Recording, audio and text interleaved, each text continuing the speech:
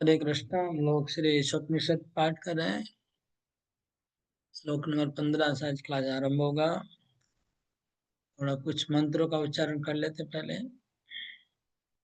ओम पूर्णमद पूर्णमिदं पूर्णात् पूर्णमुदच्यते पूर्णस्य पूर्णमादाय पूर्णमेवावशिष्यते।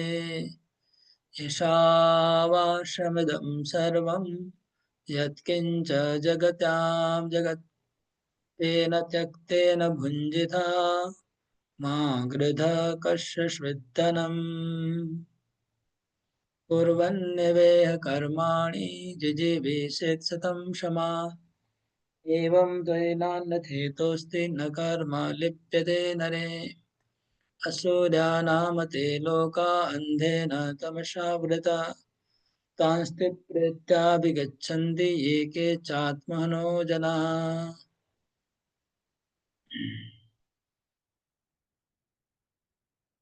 तदेजति तन्नेजति तद्दुरे तदन्तिके तदन्तरस्य सर्वस्य तदु सर्वस्य बाह्यता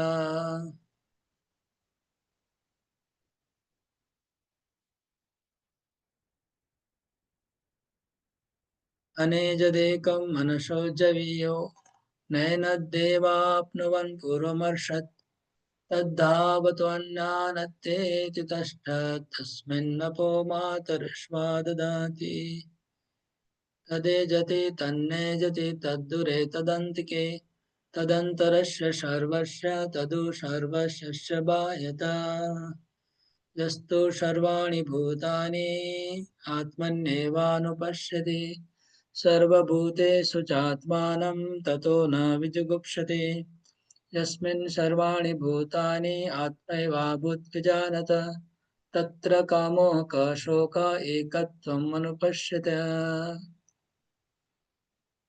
सपर्यगात् शुक्रमकायमव्रणम् अस्नाविरं शुद्धमपापविद्धं कविर्मनीषे परिभू स्वयंभू यथा तत्थितोऽर्थान् विदधात् शाश्वतीभ्यो क्षमाभ्यः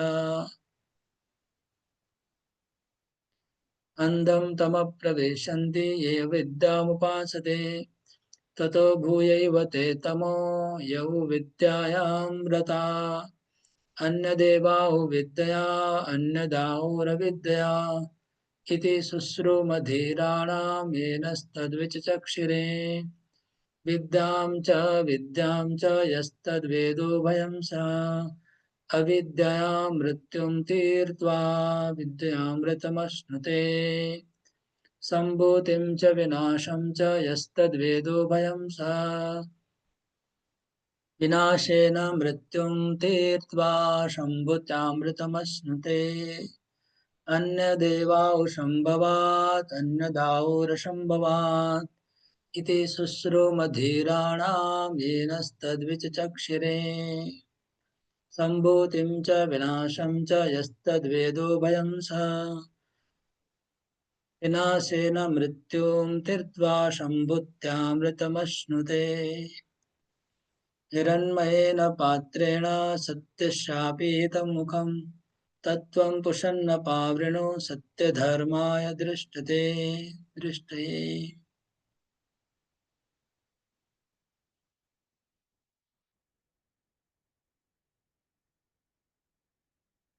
श्लोक आज पाठ करेंगे। हिरण्मयेन पात्रेण सत्यशापीतं मुखं तत्त्वं पुषन् अपावृणो सत्यधर्माय दृष्टये। हिरण्मय पात्र, हिरण्मय मतलब स्वर्ण सोना, पात्र मतलब पात्र, पात्र का मतलब ढकना भी है, पात्र मतलब पात्र भी है। तो सोने के ढकने से, सोने के पात्र से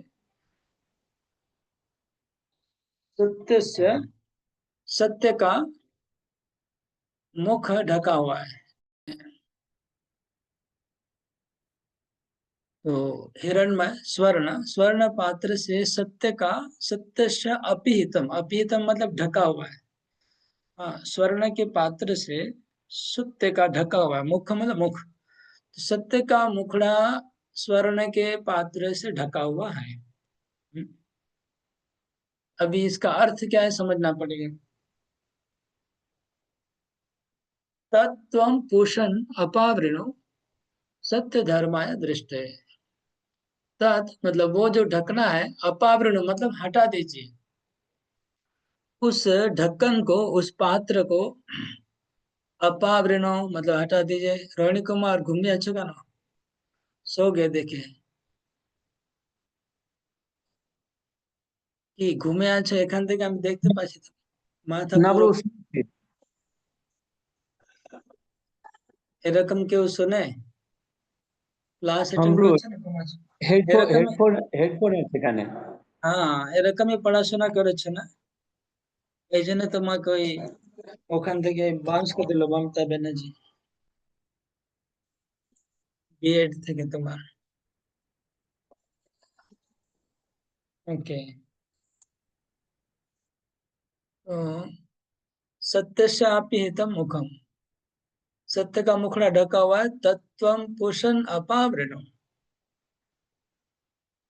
हे पुरुषन, पुरुषन मतलब यहाँ पर पुरुष, पुरुष मतलब भगवान को ही इंडिकेट किया जाता है। हे भगवान, आप उस पात्र को, उस स्वर्ण के पात्र को हटा दीजिए। क्यों?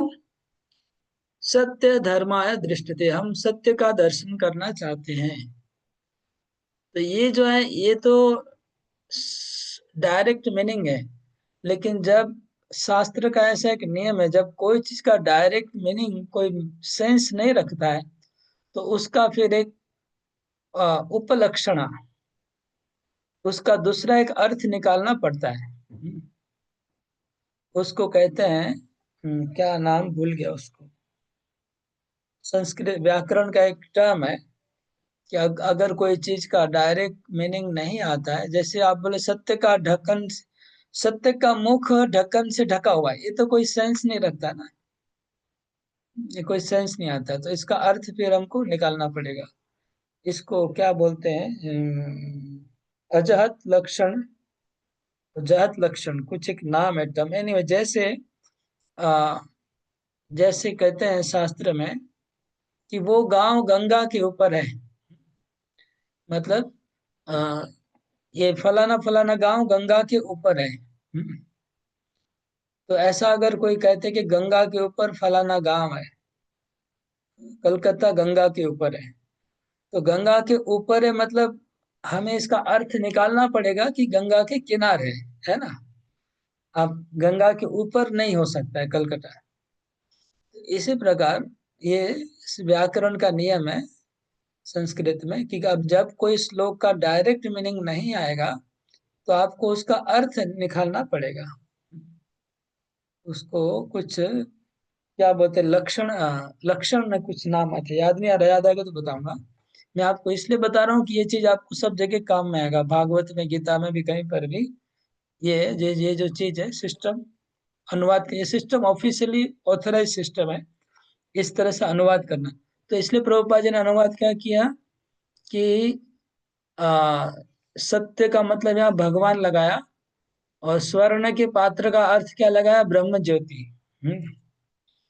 तो ब्रह्म ज्योति से भगवान का, भगवान का जो बॉडी है, वो ब्रह्म ज्योति का जो प्रकाश है, उससे वो ढका हुआ है।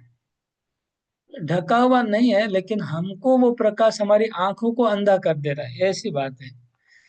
सत्य स्वर्ण पात्र से नहीं ढका है, भगवान ब्रह्म ज्योति से ढके हुए नहीं है, लेकिन भगवान का जो ब्रह्म ज्योति हमारी आंखों को अंधा कर दे रहा है, इतना ज्योति शक्तिशाली, इसलिए हम देख नहीं पा रहे।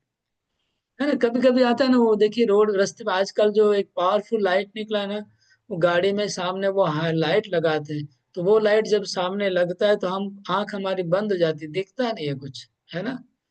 ऐसी गाड़ियां जब रात को जब गाड़ी आती है सामने से, उसका जो हेडलाइट है, इतना स्ट्रांग होता है हेडलाइट कि हमारी आंखें बंद हो जाती, कुछ भी नहीं दिखता है कि क्या आ रहा है नहीं आ रहा है। इसी प्रकार तो हम लोग को मामूली हेडलाइट की बात बोल रहा हूँ, अगर सूरज सामने आ जाए तो क्या होगा। और सूरज ब्रह्म ज्योति का एक अंश है, सूरज ब्रह्म ज्योति का एक अंश है। वो ब्रह्म ज्योति जब सामने आ जाए तो क्या होगा। इसलिए हमारा इस शरीर में तो हम किसी प्रकार से उसको, ब्रह्म ज्योति को मतलब सरपास कर ही नहीं सकते हैं। लेकिन जो लोग बहुत एडवांस बड़े चढ़े योगी हैं, वो लोग भी चकरा जाते हैं ब्रह्म ज्योति को देख करके। इसलिए वो प्रार्थना कर रहे हैं कि हे प्रभु, आप ब्रह्म ज्योति को कृपा करके हटा दीजिए, ताकि हम आपका दर्शन कर सकें। ये है इस श्लोक का सीधा अर्थ। मतलब अभी अर्थ बताया मैंने, तो तात्पर्य पढ़ना है। तात्पर्य पढ़ेंगे। कौन पढ़ना चाहेगा? मोहन ब्रजराजपुर पढ़ सकते हैं ना? आपका शायद इंग्लिश वाला है ना? ओके, तो अरिंदम प्रो तात्पर्य पढ़ो। मेरा भी इंग्लिश पर हो। ओके, और कौन है?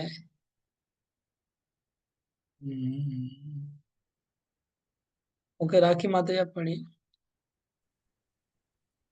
मैं उस निराकार ब्रह्म का आधार हूँ, जो अमर अविनाशी तथा शाश्वत है, और जो परम सुख का स्वाभाविक पद है। ब्रह्म, परमात्मा तथा भगवान एक ही परम सत्य के तीन पहलू हैं। ब्रह्म ऐसा पहलू है जो आरंभकर्ता व्यक्ति के लिए सहज गम्य है।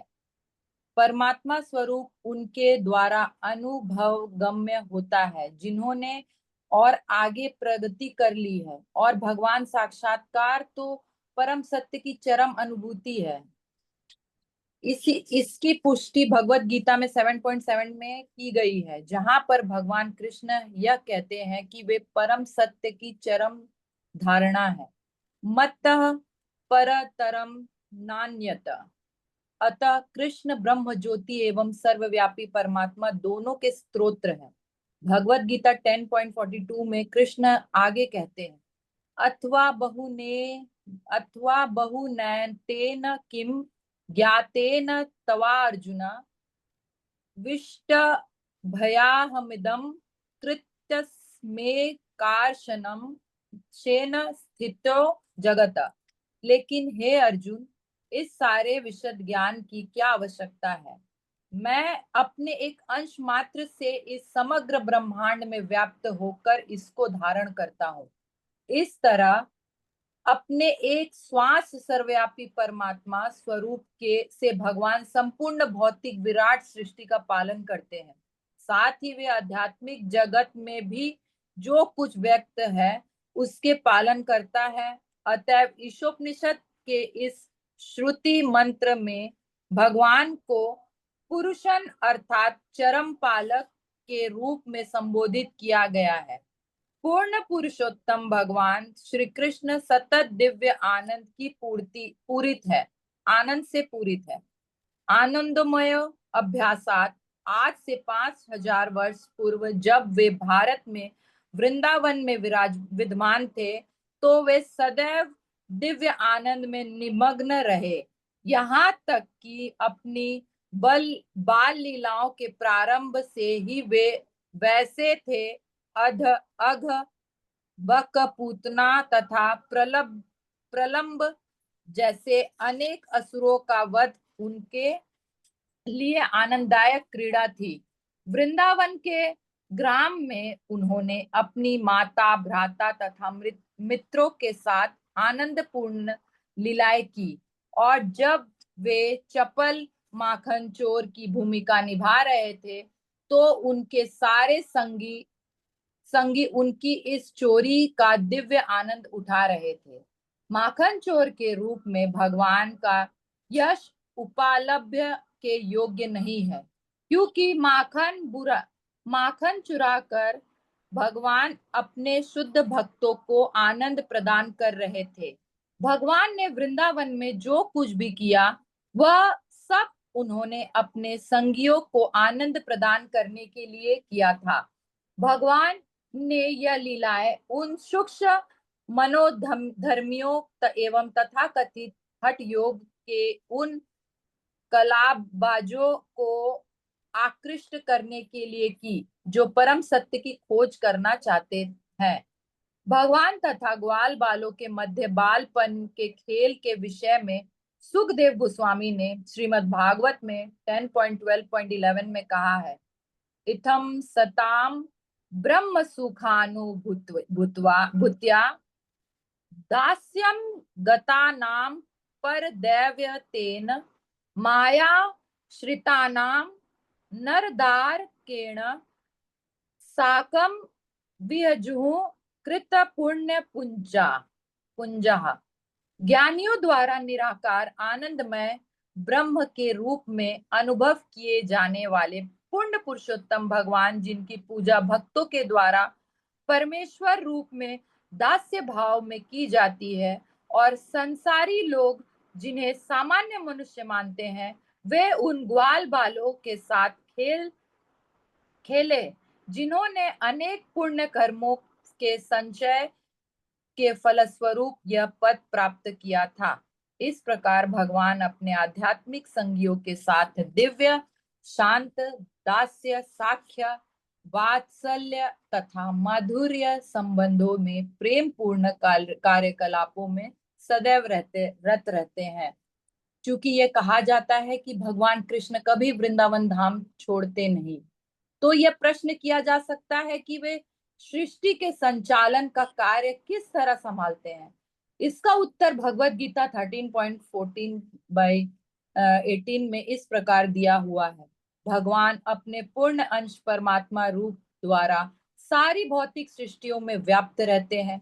यद्यपि भगवान को व्यक्तिगत रूप से सृष्टि पालन तथा संहार से किसी प्रकार का सरोकार नहीं रहता, लेकिन वह इन सारे कार्यों को अपने पूर्ण विस्तार परमात्मा द्वारा कराते हैं। प्रत्येक जीव आत्मा कहलाता है, और प्रमुख आत्मा जो इन सबको वश में रखते हैं वे परमात्मा कहलाते हैं। ईश्वर साक्षात्कार की यह पद्धति एक महान विज्ञान है। भौतिकवादी सांख्य योगी इस भौतिक सृष्टि के 24 तत्वों का विश्लेषण तथा चिंतन ही कर सकते हैं, क्योंकि उन्हें पुरुष अर्थात भगवान के विषय में कोई जानकारी नहीं रहती, और निर्विशेष आध्यात्मवादी ब्रह्म ज्योति की चकाचौंध मात्र से ही मोहित हो जाते हैं। यदि कोई सचमुच परम सत्य को पूरी तरह जानना चाहता है तो उसे 24 भौतिक तत्वों एवं ब्रह्म ज्योति को भेद कर उनके परे जाना होगा। ईशोपनिषद हिरण्यमय पात्र या भगवान के दीप्तमान आवरण को हटाने के लिए प्रार्थना करते हुए इसी ओर संकेत करती है। जब तक यह आवरण हटा नहीं दिया जाता, जिससे कि मनुष्य भगवान के असली कमल मुख का दर्शन कर सके, तब तक परम सत्य का वास्तविक साक्षात्कार नहीं किया जा सकता। परमात्मा स्वरूप पूर्ण पुरुषोत्तम भगवान के 3 श्वांस विस्तारों या विष्णु तत्वों में से एक है, जिन्हें सामूहिक। ओके, तो यहाँ पर जो डिस्कशन हुआ है अभी तक समराइज कर लेते हैं। भगवान प्रभुपाद जी ने श्लोक कृष्ण की बाल लीलाओं का वर्णन किया वृंदावन की, और ये भी कहा कि कृष्ण डायरेक्टली इन्वॉल्व नहीं है सृष्टि से। हाँ, सृष्टि में भगवान कृष्ण डायरेक्ट इन्वॉल्व नहीं है, वो परमात्मा को इस काम के लिए लगा दिए हैं। परमात्मा के द्वारा सृष्टि पालन संहार सब उनके द्वारा होता है। तो भगवान का 3 रूप है, एक तो भगवान स्वयं है गोलोक में, और एक परमात्मा है, और एक ब्रह्म ज्योति है। तो ब्रह्म ज्योति का इस श्लोक में वर्णन है, और परमात्मा का वर्णन प्रभुपाद जी तात्पर्य में कर रहे हैं। तो प्रभुपाद जी परमात्मा के भी 3 रूप हैं जो आगे बोलने जाएंगे, तो इसको आप लोग याद रखना है। परमात्मा के जो 3 रूप है, 3 नाम है, इसको सब लोग ध्यान से सुनिए और याद रखिए। पढ़िए आगे। जिन्हें सामूहिक तीर पर पुरुष अवतार कहा जाता है। इन विष्णु तत्वों में से एक, जो कि ब्रह्मांड के भीतर स्थित है, क्षीरोदक्षाई विष्णु के नाम से जाने जाते हैं। वे 3 प्रमुख देवों ब्रह्मा, विष्णु तथा शिव में विष्णु है, और प्रत्येक जीव में सर्वव्यापी परमात्मा है। ब्रह्मांड के दूसरे विष्णु तत्व गर्भोदकशाही विष्णु समस्त जीवों के भीतर तत्व का सम्मोहित परमात्मा है। इन दोनों के आगे कारणोदकशाही विष्णु है जो कारण सागर में शयन करते हैं। वे समस्त ब्रह्मांडों के सृष्टा हैं। योग पद्धति गंभीर जिज्ञासु को विराट सृष्टि के 24 तत्वों को लांग कर विष्णु तत्व के से भेंट करने की शिक्षा देती है।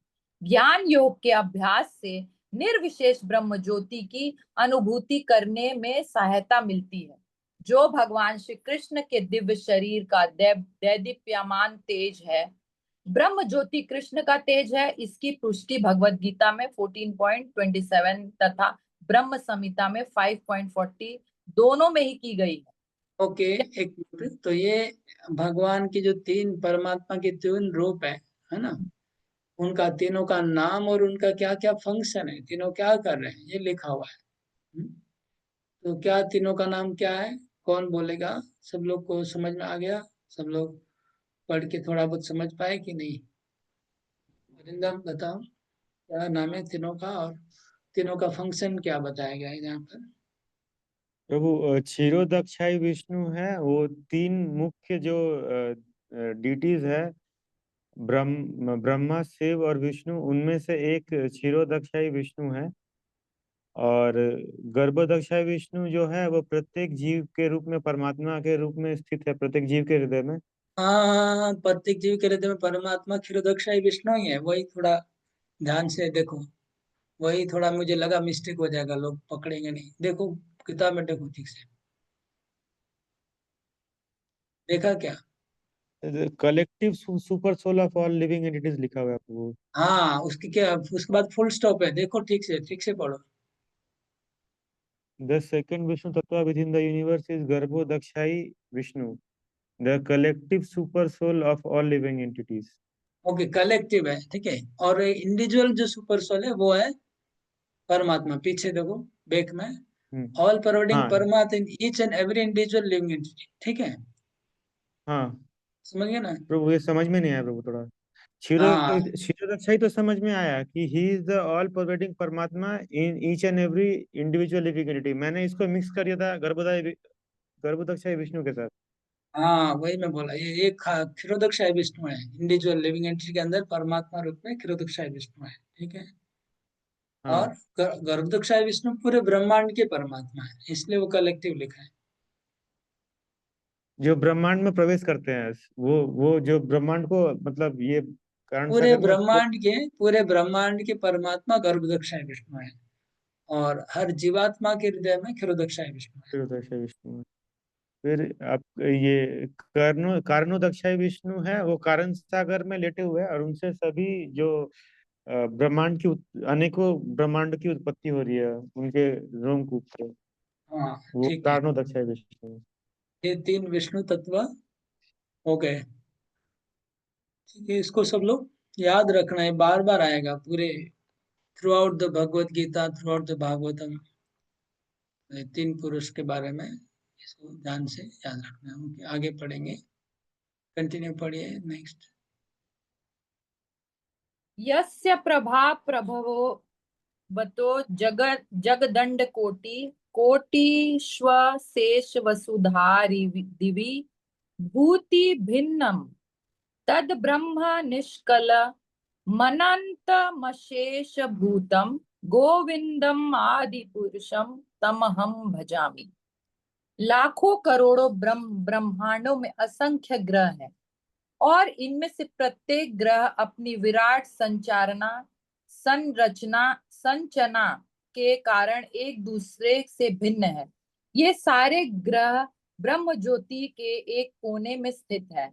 यह ब्रह्म ज्योति उन पूर्ण पुरुषोत्तम भगवान गोविंद की केवल शारीरिक किरणें मात्र है, जिनकी मैं पूजा करता हूँ। ब्रह्म संहिता का यह मंत्र परम सत्य के वास्तविक साक्षात्कार के आधार पर कहा गया है, और श्री ईशोपनिषद का यह श्रुति मंत्र इस मंत्र की पुष्टि साक्षात्कार की विधि के रूप में करता है।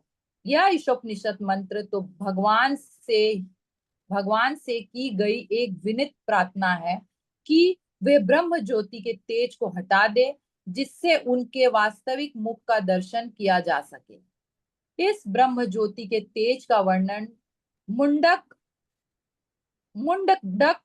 उपनिषद 2.2.10/12 के कुछ मंत्रों में विस्तार पूर्वक किया गया है। हिरण्यमय परे कोशे विरजम ब्रह्म निष्कलम तत्शुभ्रम ज्योतिषाम ज्योति सतदात्म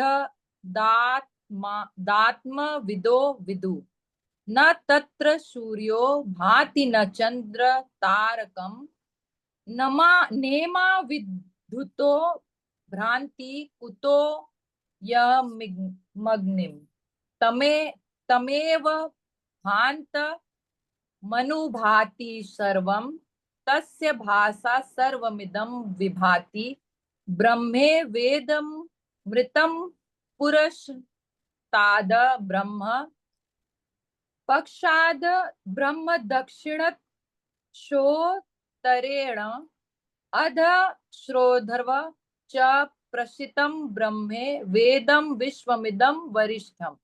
भौतिक आवरण के उस पार आध्यात्मिक क्षेत्र में अनंत ब्रह्म ज्योति है, जो भौतिक कल्मश से सर्वथा रहित है। उस तेजस्वी श्वेत प्रकाश को आध्यात्म वेता सब प्रकाशों में सर्वोत्तम प्रकाश के रूप में जानते हैं। उस प्रक्षेत्र में प्रकाश के लिए सूर्य, चंद्र, अग्नि या विद्युत की आवश्यकता नहीं होती। निस्संदेह भौतिक जगत में जो भी प्रकाश हमें देखने को मिलता है वह उसी सर्वोपरि प्रकाश का परावर्तन मात्र है। वह ब्रह्म आगे भी है और पीछे भी है, उत्तर, दक्षिण, पूर्व और पश्चिम में भी है, एवं ऊपर तथा नीचे भी है। दूसरे शब्दों में वह सर्वोपरि ब्रह्म ज्योति भौतिक जगत में एवं आध्यात्मिक जगत में सर्वत्र व्याप्त है। पूर्ण ज्ञान का अर्थ है कृष्ण को ब्रह्म ज्योति के मूल के रूप में जानना। यह ज्ञान श्रीमद् भागवत जैसे शास्त्रों से प्राप्त किया जा सकता है, जहाँ कृष्ण विज्ञान का विशद विवेचन हुआ है। श्रीमद् भागवत में इसकी रचयिता शील व्यासदेव ने स्थापित किया है कि प्रत्येक व्यक्ति भगवान की अपनी अपनी अनुभूति के अनुसार परम सत्य का वर्णन ब्रह्म, परमात्मा या भगवान के रूप में करता है। शील व्यासदेव जी यह भी नहीं कहते कि परम सत्य एक सामान्य जीव है। जीव को कभी भी सर्वशक्तिमान परम सत्य नहीं मानना चाहिए। यदि जीव ऐसा होता तो फिर उसे भगवान से यह प्रार्थना करने की आवश्यकता न पड़ती कि वे अपना देदीप्यमान आवरण हटा ले, जिससे जीव उनके वास्तविक कमल मुख का दर्शन कर सके। निष्कर्ष यह है कि जिस मनुष्य को परम सत्य की शक्तियों की जानकारी नहीं होती, उसे निराकार ब्रह्म की अनुभूति होती है।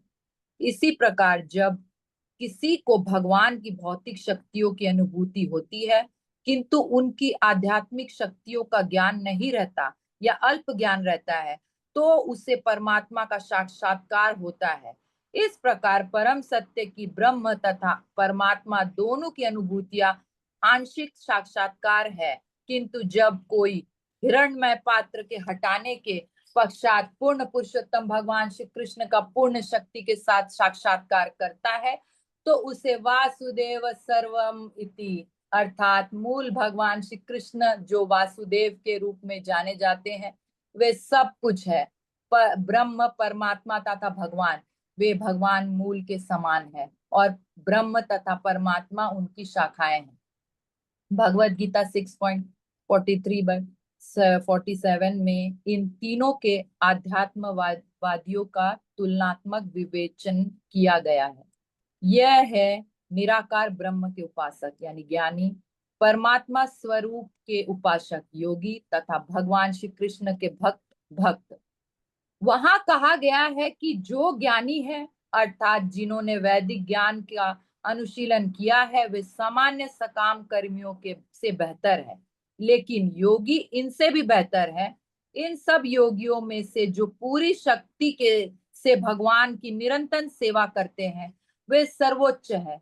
संक्षेप में हम यह कह सकते हैं कि एक दार्शनिक एक श्रमिक से बेहतर है और एक योगी एक विचारक से बेहतर है, और सभी योगियों में से वह योगी जो भक्ति योग का पालन करता है वह निरंतर भगवान की सेवा में लगा रहता है वे सर्वश्रेष्ठ है। ईशोपनिषद हमें इसी पूर्णता का पथ दर्शाती है।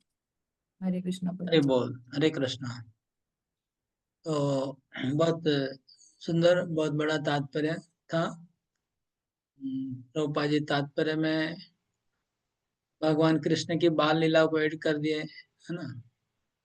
और तात्पर्य में भगवान ने 2-3 बार ये रिपीट किया एक ही तात्पर्य में कि ब्रह्म परमात्मा भगवान जो तीन है उसमें ब्रह्म ज्योति भगवान का प्रकाश है, तो उसके ऊपर जाने से कृष्ण का उपलब्धि होगा।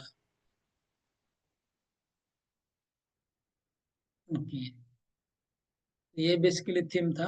यद्यपि प्रभुपाद जी सोचते मतलब तात्पर्य इस प्रकार के लिखें कि कोई व्यक्ति खाली उतना ही पढ़ेगा तो भी उसको समझ में आ जाएगा। तो इसमें कोई क्वेश्चन है इस श्लोक के ऊपर? तो यहाँ पर श्लोक यही है कि भगवान ब्रह्म ज्योति से ढके हुए और उसको प्रार्थना की जा रही है भगवान को कि आप उसको हटा दीजिए। कोई प्रश्न है? नहीं है तो हम लोग नेक्स्ट श्लोक में जा रहे हैं, श्लोक नंबर 16।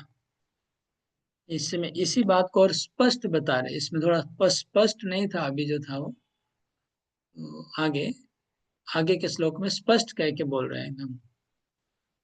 पूषणे कर्षयमः सूर्य प्राजापत्य व्यूहरश्मिन् समूह तेजो यत्ते रूपं कल्याणतमं तत्ते पश्यामि योषोष पुरुषः सोऽहमस्मि।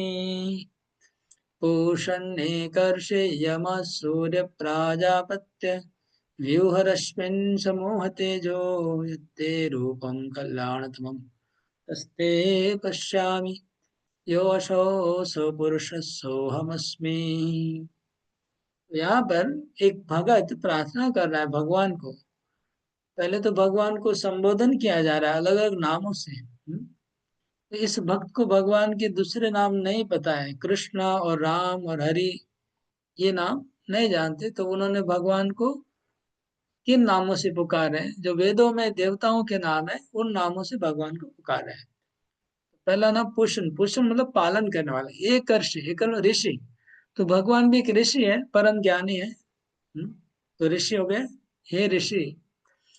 पुष्ण एक से यमा, ये यमराज। तो यमराज क्या है? वेदों में यम का महिमा गाया गया है। तो यम मतलब नियंत्रण करने वाले, तो कृष्ण भी यम है क्योंकि कृष्ण भी नियंत्रण करने वाले हैं। यमा पुष्ण एक से यम सूर्य। सूर्य लोग जनरली सूर्य देवता को कहते हैं सूर्य, लेकिन सूर्य का अर्थ होता है सूर मतलब जो देवता है उनके नेता। तो सूर्य कौन है? भगवान। तो यहाँ सूर्य भगवान को कहा गया, यम भगवान को कहा गया। पूषण एक से यम सूर्य प्राजापत्य, हे प्रजापति। तो प्रजापति ओरिजिनल प्रजापति भी भगवान है, ओरिजिनल सूर्य कृष्ण है, ओरिजिनल यम कृष्ण है, ठीक है। तो प्राजापत्य पूषण कर से यम सूर्य प्राजापत्य व्यूहरश्मिन समूह तेजो।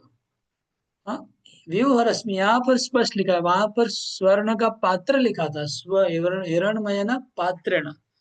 यहाँ पर डायरेक्ट लिखा है रश्मि समूह।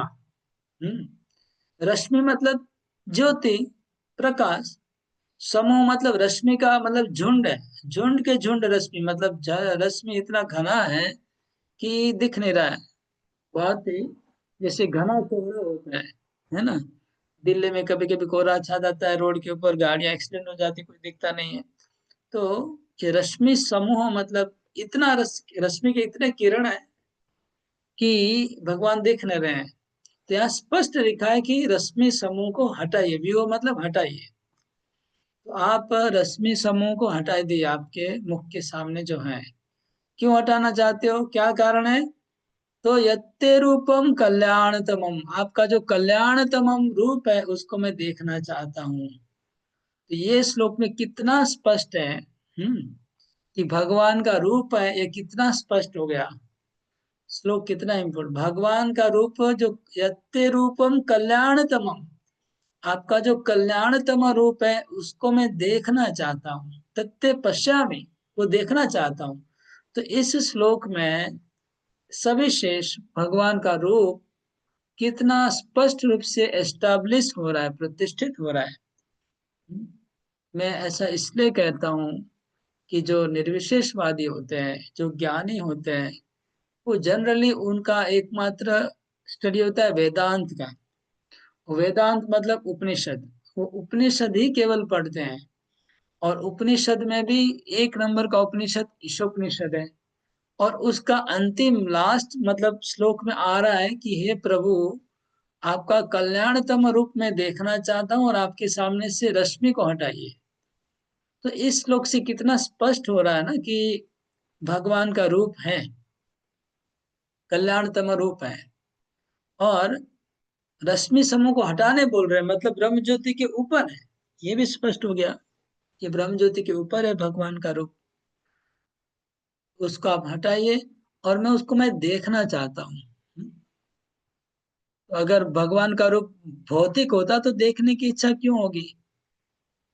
हाँ, जो ब्रह्म ज्योति का दर्शन कर रहा है वो फिर भगवान का रूप देखना क्यों चाहेगा अगर भौतिक रूप होगा तो।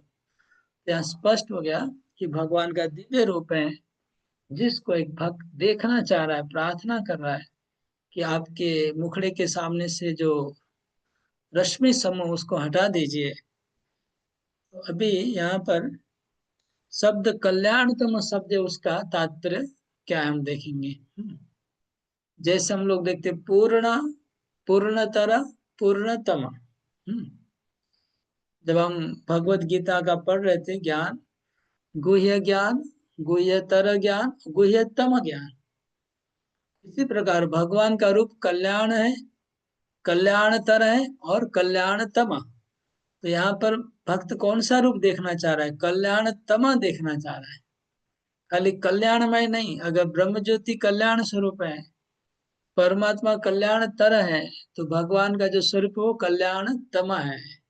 समझ गए? तो कल्याणतम आपका रूप देखना चाह रहा हूं। यत्ते रूपम कल्याणतमम, तो मंगलमय तो ब्रह्म ज्योति भी है, लेकिन मंगल और अधिक मंगलमय परमात्मा, उससे भी मंगलमय भगवान है। ये बात यहाँ पर बोला, बहुत स्पष्ट हो गया। तो इसका अनुवाद और तात्पर्य और कौन रीडिंग करेंगे? हाँ, आज रीडिंग करने वालों की संख्या कम हो जा रही क्योंकि आशा माता ही पढ़ेंगे अनुवाद और तात्पर्य 16 जी नंबर प्रभु का। जी, हरे कृष्ण प्रभु जी, दंडवत प्रणाम। अनुवाद। हे भगवान, हे आदि विचारक, हे ब्रह्मांड के पालक, हे नियामक, शुद्ध भक्तों के लक्ष्य, प्रजापतियों के शुभ चिंतक, कृपा करके आप अपनी दिव्य किरणों के तेज को हटा ले, जिससे मैं आपके आनंदमय स्वरूप का दर्शन कर सकूं। आप सूर्य के समान शाश्वत परम पुरुष भगवान हैं, जिस तरह की मैं हूँ। तात्पर्य: सूर्य तथा उसकी किरणें गुण की दृष्टि से एक हैं, इसी प्रकार भगवान तथा जीव भी गुण में एक समान है। सूर्य एक है, लेकिन सूर्य की किरणों के अणु असंख्य हैं। सूर्य की किरणें सूर्य के अंश हैं और सूर्य तथा उसकी किरणें मिलाकर पूर्ण सूर्य की रचना करती हैं। सूर्य के ही भीतर सूर्य देव का निवास है। उसी तरह परम आध्यात्मिक लोक गोलोक वृंदावन के भीतर, जिसमें ब्रह्म ज्योतिष का तेज अद्भुत होता है, भगवान अपनी नित्य लीलाओं का आनंद लेते हैं। इसकी पुष्टि ब्रह्म संहिता में होती है। चिंतामणि प्रकार प्रकार सद्मसु कल्पवृक्ष लक्षावृत्तेषु सुरभिर्विपालयन्तम् लक्ष्मी सहस्र शतसंभ्रमसेव्यमान् गोविंदम आदि पुरुषम तमहम भजामि। मैं उन आदि भगवान प्रथम जनक गोविंद की पूजा करता हूँ, जो चिंतामणि से पूरित तथा लाखों कल्प वृक्षों से घिरे हुए धामों में सुरभि गायें चराते हैं एवं लाखों लक्ष्मियों द्वारा अत्यंत आदर तथा प्रेम से सदैव सेवित हैं। ब्रह्म ज्योति का वर्णन भी ब्रह्म संहिता ही में मिलता है, जहाँ यह कहा गया है कि धर्म आध्यात्मिक लोक गोलोक वृंदावन से निकलने वाली ब्रह्म ज्योति की किरणें सूर्यलोक से निकलने वाली सूर्य की किरणों की तरह होती हैं। जब तक कोई ब्रह्म ज्योति की चकाचौंध को पार नहीं कर लेता, तब तक उसे भगवान के धाम की कोई जानकारी प्राप्त नहीं हो पाती। निर्विशेषवादी चिंतन ब्रह्म ज्योति की जगमगाहट से अंधे होकर ना तो भगवान के वास्तविक धाम की, ना ही उनके दिव्य स्वरूप की अनुभूति कर पाते हैं। ऐसे निर्विशेषवादी चिंतक अपने अल्प ज्ञान के कारण भगवान कृष्ण के परम कल्याणकारी दिव्य स्वरूप को समझ नहीं पाते। अतः श्री ईशोपनिषद की इस प्रार्थना से भगवान से याचना की गई है कि वे ब्रह्म ज्योति की तेजोमय किरणें हटा लें, जिससे कि शुद्ध भक्त उनके परम कल्याणकारी दिव्य स्वरूप का दर्शन कर सकें।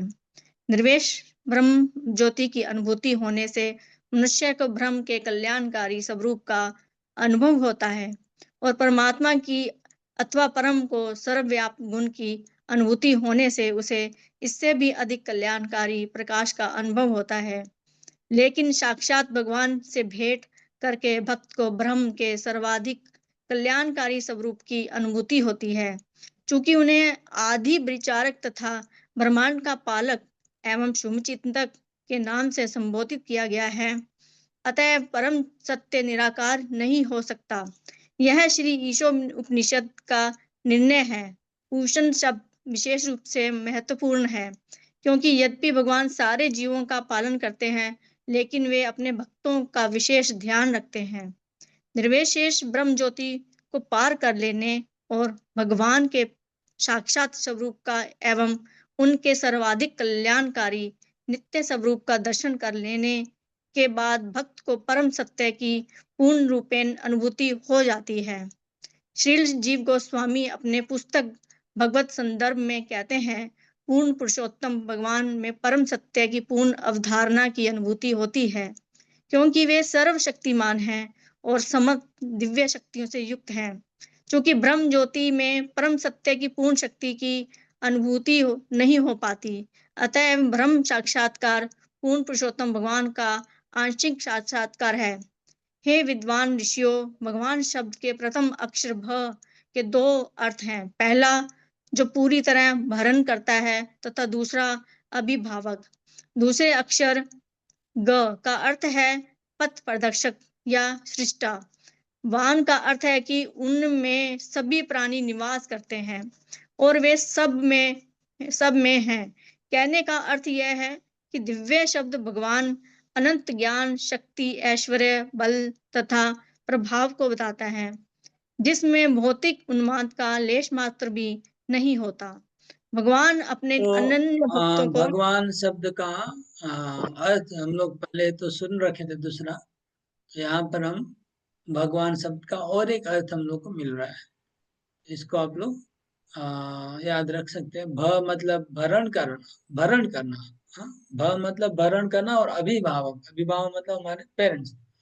तो भ से वो इंडिकेट हो रहा है और ग से गमन मतलब यहाँ सब जीवों के, हाँ सब जीव उनका कहाँ गया गमन, पथ प्रदर्शक या पथ सृष्टा। प्रदर्शक। हाँ, पथ प्रदर्शक। तो ग का अर्थ हो गया पथ प्रदर्शक, क्योंकि ग से गमन होता है चलना, और चलने का मतलब पथ प्रदर्शक। और वान का मतलब है वह मतलब वास करना। तो वास करना, वो सब में वास करते हैं और उनके अंदर सब लोग वास करते हैं। तो इस तरह से भगवान शब्द का अलग एक अर्थ यहाँ पर दिया गया। अगला तात्पर्य, भगवान अगला पैराग्राफ। भगवान अपने अनन्य भक्तों को पूरी तरह पालन करते हैं और भक्ति की पूर्णता के मार्ग पर उन्हें अग्रसर होने के लिए मार्गदर्शन करते हैं। वे अपने भक्तों के नायक के रूप में अंत तो गत्वा उन्हीं को अपने आप को सौंप कर उनकी भक्तिमय सेवा में समस्त आकांक्षाओं को पूरा करते हैं।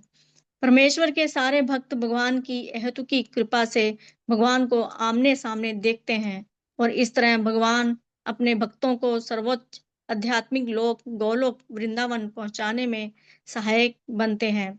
शिष्टा होने से वे अपने भक्तों को समस्त योग्यताएं प्रदान कर सकते हैं जिससे वे अंततः उनके पास पहुंच सकते हैं।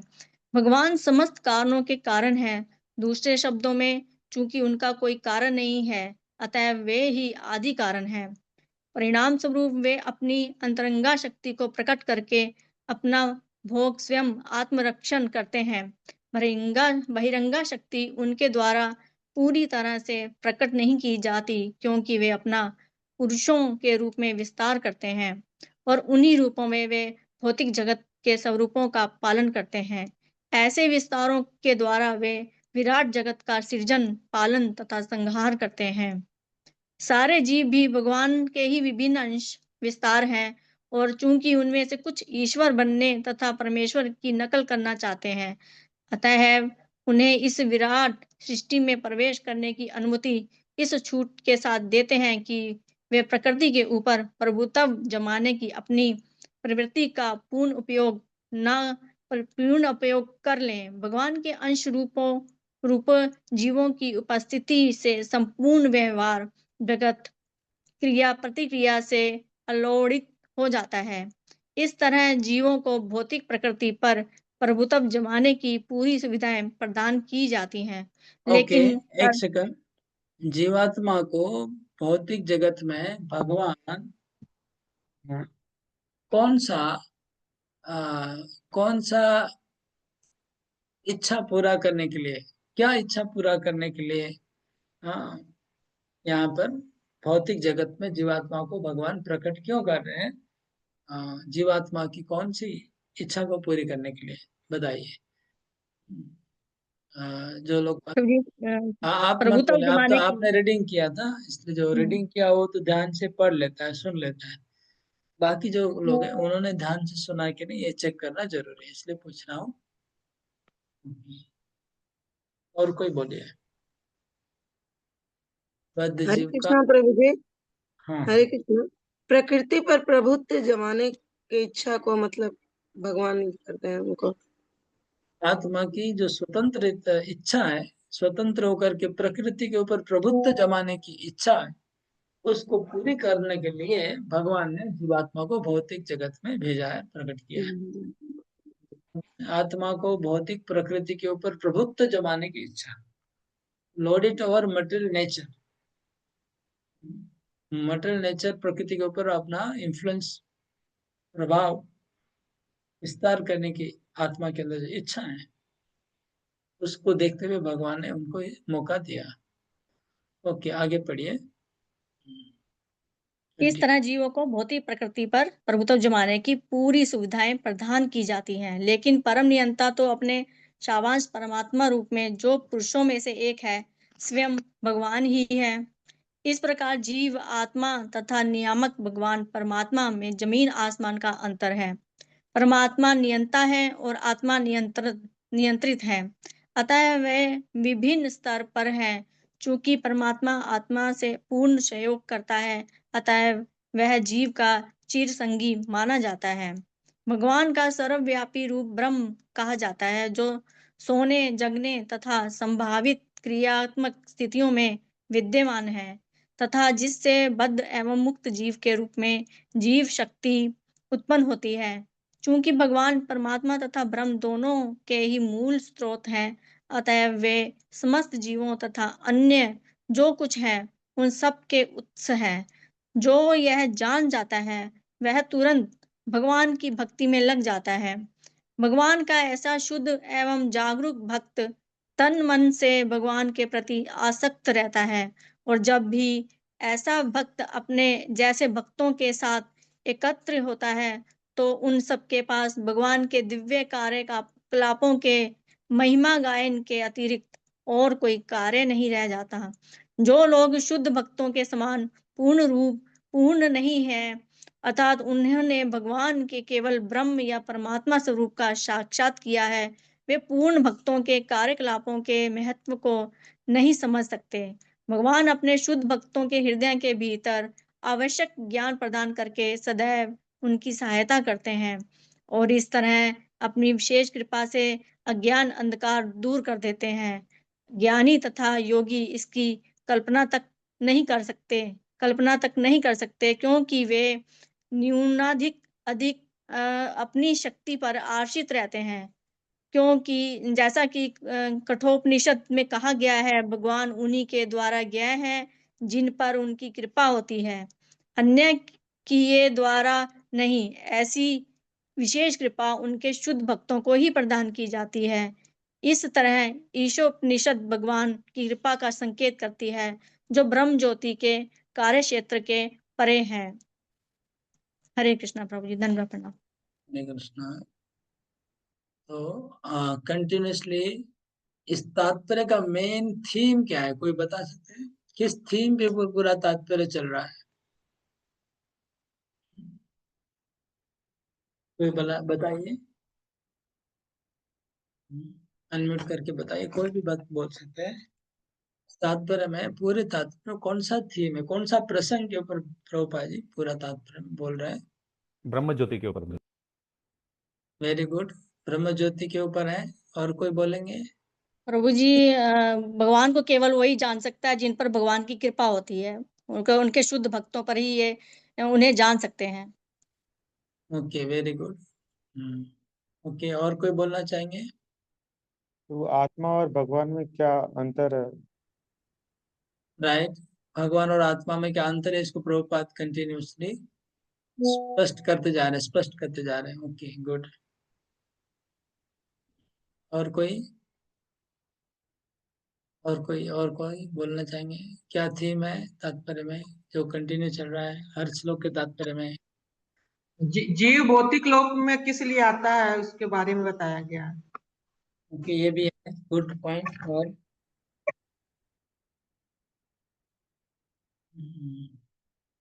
और एक कंटिन्यूस थीम चल रहा है, वो ब्रह्म परमात्मा भगवान है। प्रभुपाद जी बार बार स्पष्ट कर रहे हैं कि ब्रह्म ज्योति श्रेष्ठ नहीं है, उसके ऊपर भगवान श्रेष्ठ है।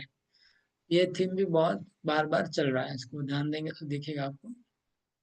ओके, श्लोक नंबर 17। तो अभी क्या है, या जो ईशोपनिषद प्रोग्रेसिव बुक है। प्रोग्रेसिव बुक मतलब जानते हैं आप लोग क्या अर्थ होता है? Ishopanishad is a progressive book. Progressive book का मतलब क्या हुआ? जैसे उपदेशामृतम प्रोग्रेसिव है। कैसे प्रोग्रेसिव है? वाचो वेगम से शुरू होता है, हाँ, फिर हरिनाम आता है, फिर भक्तों का कृपा आता है, लास्ट में राधा कुंड तक पहुंच जाता है। वो प्रोग्रेसिव है। तो ईशोपनिषद प्रोग्रेसिव है। ईशावास्यम से शुरू हुआ कि ईश्वर का सब कुछ है, और लास्ट में क्या हुआ कि हे भगवान, आपका ये ज्योति हटाइए, मैं आपका रूप देखना चाहता हूँ। मतलब एक साधक है जो साधना शुरू किया जीरो लेवल से, शुरू करते करते टॉप में पहुंच गया। और कहाँ पहुंचा? जब भगवान का फेस टू फेस दर्शन करने के लेवल पे पहुंचा है। और अभी वो अपना शरीर छोड़ के जा रहा है स्पिरिचुअल वर्ल्ड में। तो आत्मा का स्पिरिचुअल वर्ल्ड का जो जर्नी है उसका झलक इस श्लोक में मिलेगा 17 और 18 में। ठीक है, वो भक्त अपना शरीर छोड़ के स्पिरिचुअल वर्ल्ड में जा रहा है, और जाने का जो मार्ग है उस समय का झलक, खाली हल्का सा झलक इस श्लोक में मिलेगा। बहुत इंटरेस्टिंग, क्योंकि ऐसा ऐसा ऐसा सब्जेक्ट और कहीं दिखेगा नहीं, कहीं पर भी किसी शास्त्र में, इसलिए इंटरेस्टिंग है। श्लोक नंबर 17। वायुरनिलम अमृतम अथेदम भस्मांतम शरीरम ओम क्रतुस्मर कृतं स्मर क्रतुस्मर कृतं स्मर वायुरनिलम अमृतम अथेदम भस्मांतम शरीरम ओम क्रतुस्मर कृतं स्मर क्रतुस्मर कृतं स्मर। तो मैं पहले श्लोक का अर्थ समझा देता हूँ, फिर हम लोग पढ़ेंगे। तो ये भक्त जब भगवत साक्षात्कार कर चुका है, शरीर छोड़ के जा रहा है, तो बोला है कि मेरा भस्मांतम शरीरम, मेरा शरीर भस्म हो गया है, और मेरा मिट्टी मिट्टी से मिल जाएगा, पानी पानी से मिल जाएगा, हाँ, अग्नि अग्नि से मिल जाएगा, आकाश आकाश में, पंचभूत पंच मेरा भूत है शरीर के, वो पंच महाभूत में विलीन हो जाएंगे। और फिर क्या है, ओम क्रतो स्मर कृतम स्मर क्रतो स्मर कृतम स्मर, 4 बार बोल रहे कि हे प्रभु, मैंने जो भी आपके लिए अच्छा कार्य किया है, आपके लिए भक्ति की है, मेरे जीवन में जो भी आपका मैंने थोड़ा बहुत जितना भी भक्ति किया, उसको आप कृपया याद रखिएगा। कितना तो करना स्वामी जब प्राण तन से निकले, वृंदावन का तट हो, यमुना निकट हो, ये सब जो बोल रहे हैं, तो ये भी वही बोल रहा है भक्त कि हे प्रभु, आप मेरे भक्ति को याद रखिएगा, मैं जा रहा हूँ, शरीर छोड़ के जा रहा हूँ, आप मेरे किए हुए को भूलना मत। हे प्रभु, आप मेरे को भूलना मत। उस वो जो मैं हूँ दास तुम्हारा, अ, उसमें मुझे कभी ना विसारो, है ना। उसमें क्या एक लाइन आता है कि मुझे आप भूलिए मत। तो ये बात बोल रहे हैं, भक्त बोल रहे हैं। तो ये भक्त बहुत स्पेशल है, इसलिए बोल रहे हैं भक्त। रोहिणी कुमार हंस रहा है क्योंकि बहुत स्पेशल है कि भक्त भगवान को बोल रहा है कि मेरे को भूलना मत, मैंने जो आपका सेवा किया है उसको भूलना मत। क्योंकि बहुत अच्छा मूड है, अच्छा भाव है। वो भाव क्या है, तात्पर्य पढ़ेंगे तो समझ में आएगा। ठीक है, ओके। तो तात्पर्य पढ़ना है अभी। और किसको बोलूं मैं पढ़ने को? ये विनीता माता ही पढ़िए, अनुवाद और तात्पर्य। हरे कृष्णा प्रभु जी, दंडवत प्रणाम। इस क्षण भंगुर शरीर को भस्म हो जाने दे और प्राण वायु को वायु के पूर्ण कोश में विलय हो जाने दे। अब मैं भगवान मेरे समस्त यज्ञों का स्मरण करे, और चूंकि आप चरम भोक्ता है, अतएव मैंने आपके लिए जो कुछ किया है उसे स्मरण करे। यह क्षण भंगुर शरीर निश्चय ही पराया वस्त्र है। भगवत गीता 2.20 में स्पष्ट कहा गया है कि इस भौतिक शरीर के नष्ट हो जाने पर जीवात्मा नष्ट नहीं होता, न ही वह अपनी पहचान खो देता है। जीवात्मा का यह रूप कभी निराकार या निर्विशेष नहीं होता, प्रत्युत जो भौतिक वेश है वह अकारणीय होता है, और वह अविनाशी व्यक्ति के रूप के अनुसार आकार ग्रहण करता है। कोई भी जीव मूलतः निराकार नहीं होता, नहीं निराकार नहीं है, जैसे कि कम बुद्धि वाले लोग गलती से मानते हैं। इस मंत्र इस तथ्य की पुष्टि करता है कि भौतिक शरीर के विनष्ट होने के बाद भी जीव का अस्तित्व बना रहता है। इस भौतिक जगत में भौतिक प्रकृति जीवों को एक मिनट, उसकी यहाँ पर एक बात हम लोग समझने लायक है। प्रभुपाद जी बोल रहे हैं, the identity of the living it is never impersonal. आत्मा कभी निराकार नहीं है, फॉर्मलेस नहीं है। On the contrary, material dress is formless. जो हमारा भौतिक शरीर है ना, वो निराकार है। ये बात कैसा है, समझ में कैसा आ रहा है आप लोग को? भौतिक शरीर प्रभुपाद जी बोले निराकार है, आत्मा निराकार नहीं है। और फिर प्रभुपाद जी बोलते इनफैक्चुअली हकीकत यह है कि आत्मा के आकार शेप के अनुसार ही हमारा ये मटेरियल बॉडी को शेप दिया गया है। ये बात समझ में आ रहा है आप लोगों को? अगर समझ में आ रहा है तो बताइए क्या समझ में आया? बोले कि आत्मा निराकार नहीं है, शरीर निराकार है, और आत्मा के आकार से शरीर का आकार बना है। ओके, मोहन वजराज को बताएंगे। हरे कृष्ण, दंडवत प्रणाम प्रभु जी। प्रभु जी, हमें जो शरीर जो मिलता है वो हमारे विगत जन्म के कई स्वभाव, वर्तमान में जिन गुणों का प्रभाव रहता है आवाज उसके कट गया। अनुसार हमें मिलता है। हाँ, हरे कृष्णा प्रणाम प्रभु जी। मैं बोल रहा हूँ कि हमें जो वर्तमान में जो शरीर मिलता है, विगत कई जन्मों के हमारे स्वभाव, फिर से कट गया। आप वर्तमान में हमारे जो गुण हैं माइक्रोफोन उनके प्रभाव के अनुसार हमें माइक्रोफोन शरीर मिलता है। इसलिए हरे कृष्णा प्रभु जी, मैं बोल रहा हूँ। ओहो, एक मिनट एक मिनट। अभी आवाज आ रही है मेरी? प्रभु जी, हाँ आ आवाज आ गई। रही है? ओके। हमारे जो हाँ, वर्तमान जो आ रही शरीर, आवाज आ रही, हाँ, यानी कट। हमें जो वर्तमान जो शरीर हमें प्राप्त होता है, विगत कई जन्मों के हमारे स्वभाव और गुणों के प्रभाव के अनुसार मिलता है। इसलिए बॉडी कांस्टेंट नहीं है। बॉडी गोरा काला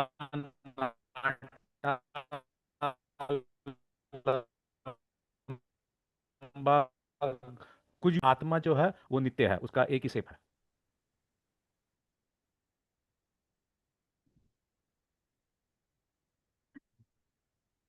हरे कृष्णा। बहुत आपका आवाज कट रहा है बार बार, पता नहीं क्यों। मनी है, तो जो आप बोले कॉन्सेप्ट ठीक है आपका। तो और बाकी लोग सब समझ गए। बोले आत्मा आकार है, आत्मा निराकार नहीं है, शरीर निराकार है। और इनफैक्ट शरीर को आकार प्राप्त हुआ है, आत्मा के आकार के स्वरूप शरीर को आकार प्राप्त हुआ है। उन्होंने मोहन राजपुर ने अच्छा उत्तर दिया, ऑलरेडी क्लेरिफाई कर दिया है।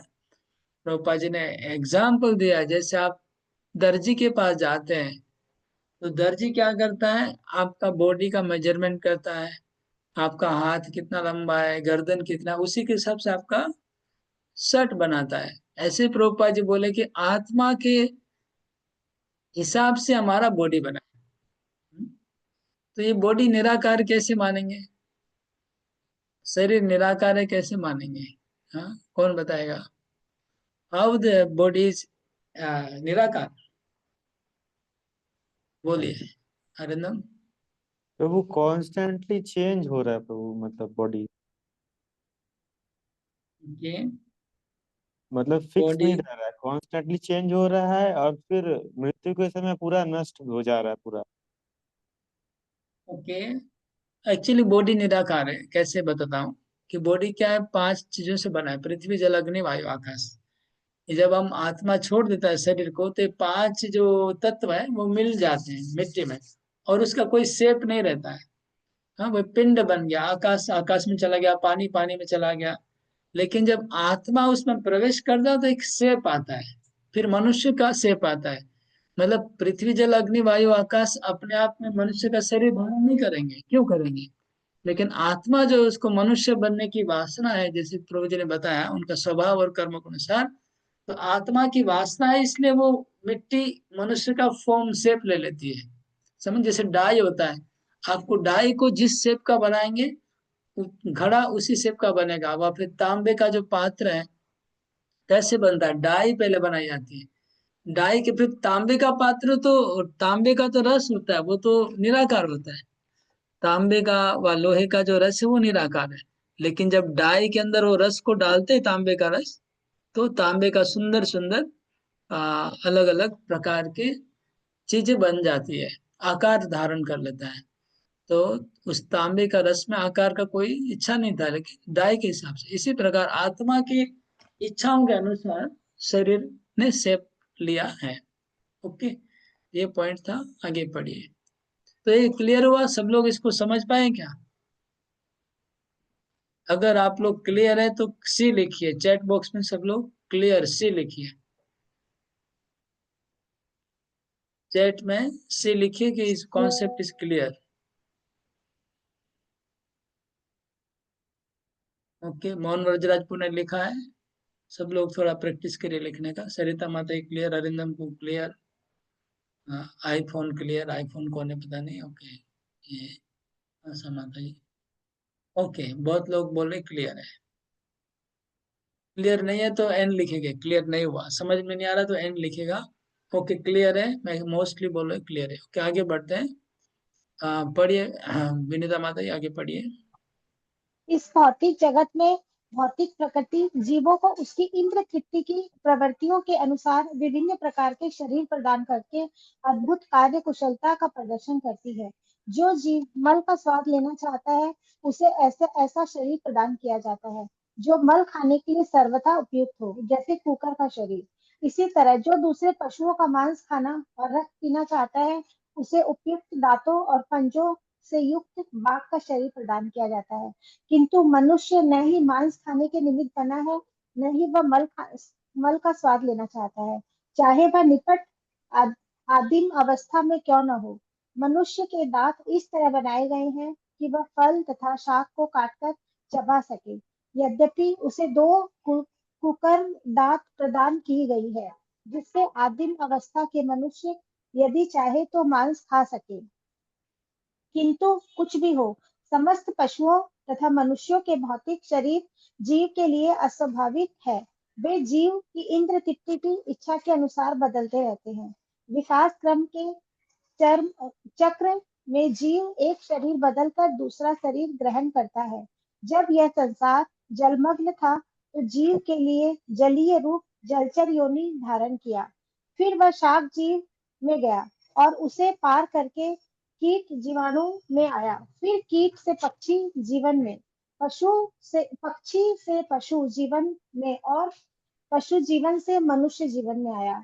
यह मनुष्य रूप जब आध्यात्मिक ज्ञान की चेतना से पूर्ण हो जाता है तो यह उसका सर्वाधिक विकसित रूप होता है। इस मंत्र में मनुष्य की इस आध्यात्मिक चेतना का सर्वाधिक विकसित रूप वर्णित है। मनुष्य को इस भौतिक शरीर का त्याग करना चाहिए जो जलकर राख हो जाएगा और प्राणवायु के को शाश्वत वायु तत्व में मिल जाने देना चाहिए। जब जीव के सारे कार्यकलाप शरीर के भीतर विविध प्रकार की वायु के परिभ्रमण से संपन्न होते हैं, जिन्हें संक्षिप्त रूप से प्राणवायु कहते हैं। योगी जन सामान्यतः शरीर में वायु को वश में करने का अध्ययन करते हैं।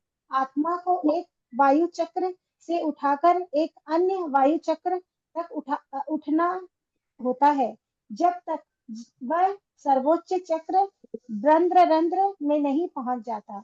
इस बिंदु से पूर्ण योगी अपने आप को अन्य किसी इच्छित लोक तक ले जा सकता है।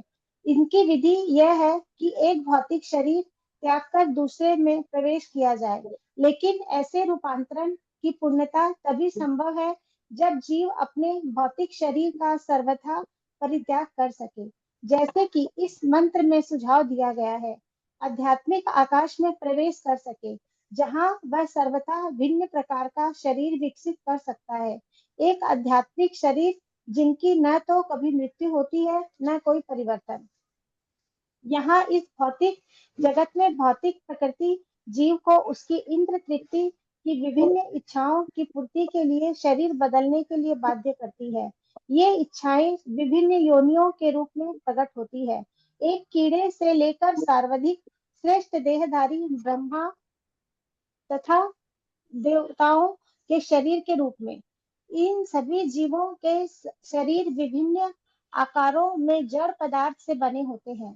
बुद्धिमान मनुष्य इस शरीरों की विविधता में नहीं इपति उनकी आध्यात्मिक स्वरूप में एकत्व देखता है। वह आध्यात्मिक स्फुलिंग जो परमेश्वर का अंश है एक ही है, चाहे वह शुक्र के शरीर में हो या देवता के शरीर में।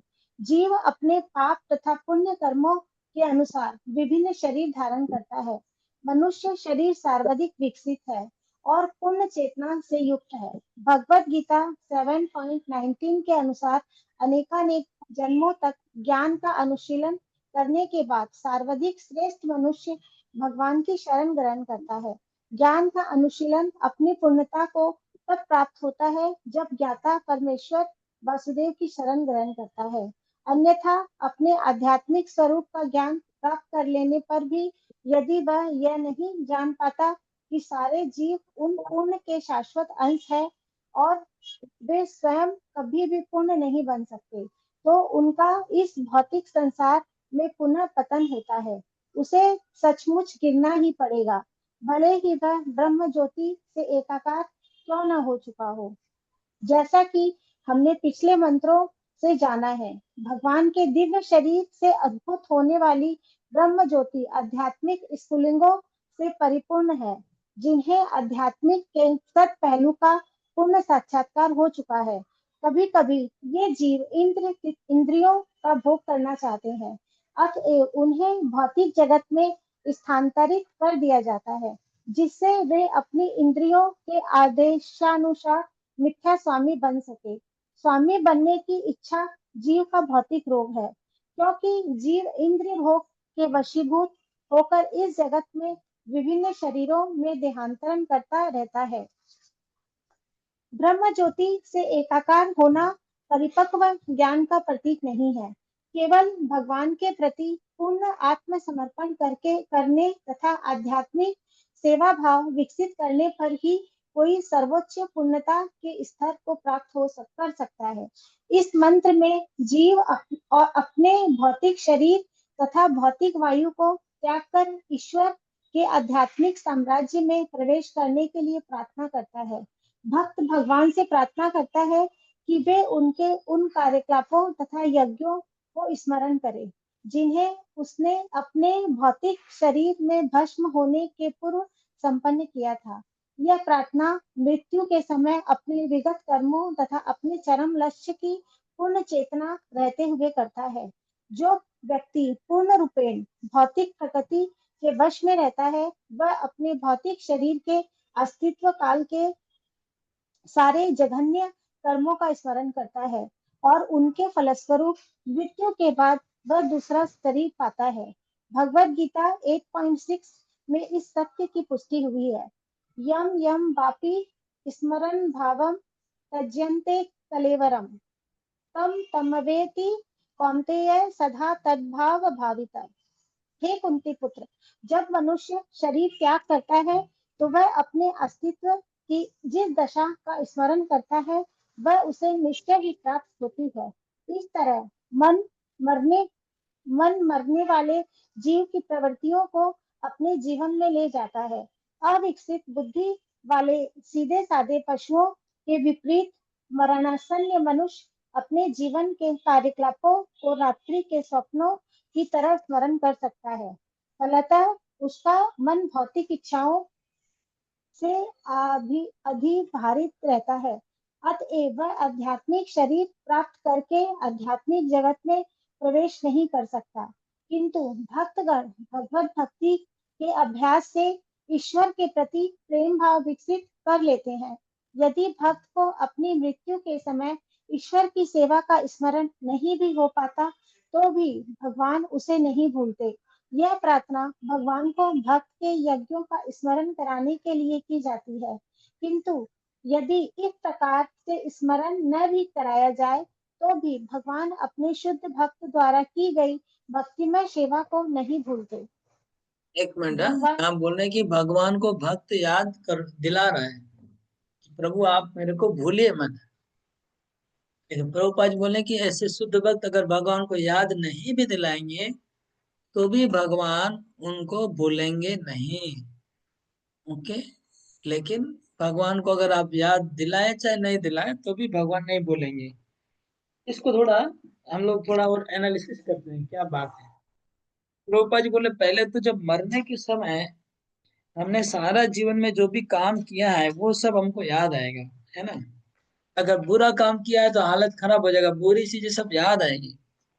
तो अगर हमने खराब काम किए हैं तो सब खराब काम मरने के समय, अगर मरने के समय जो चिंता दिमाग में आएगी वैसे हमारा अगला जन्म होगा, तो कितना डेंजर है। अगर खराब काम तो हम बहुत किए तो उसमें से अगर एक भी याद आ जाए मरने के समय तो हमारा हालत बहुत खराब हो जाएगा।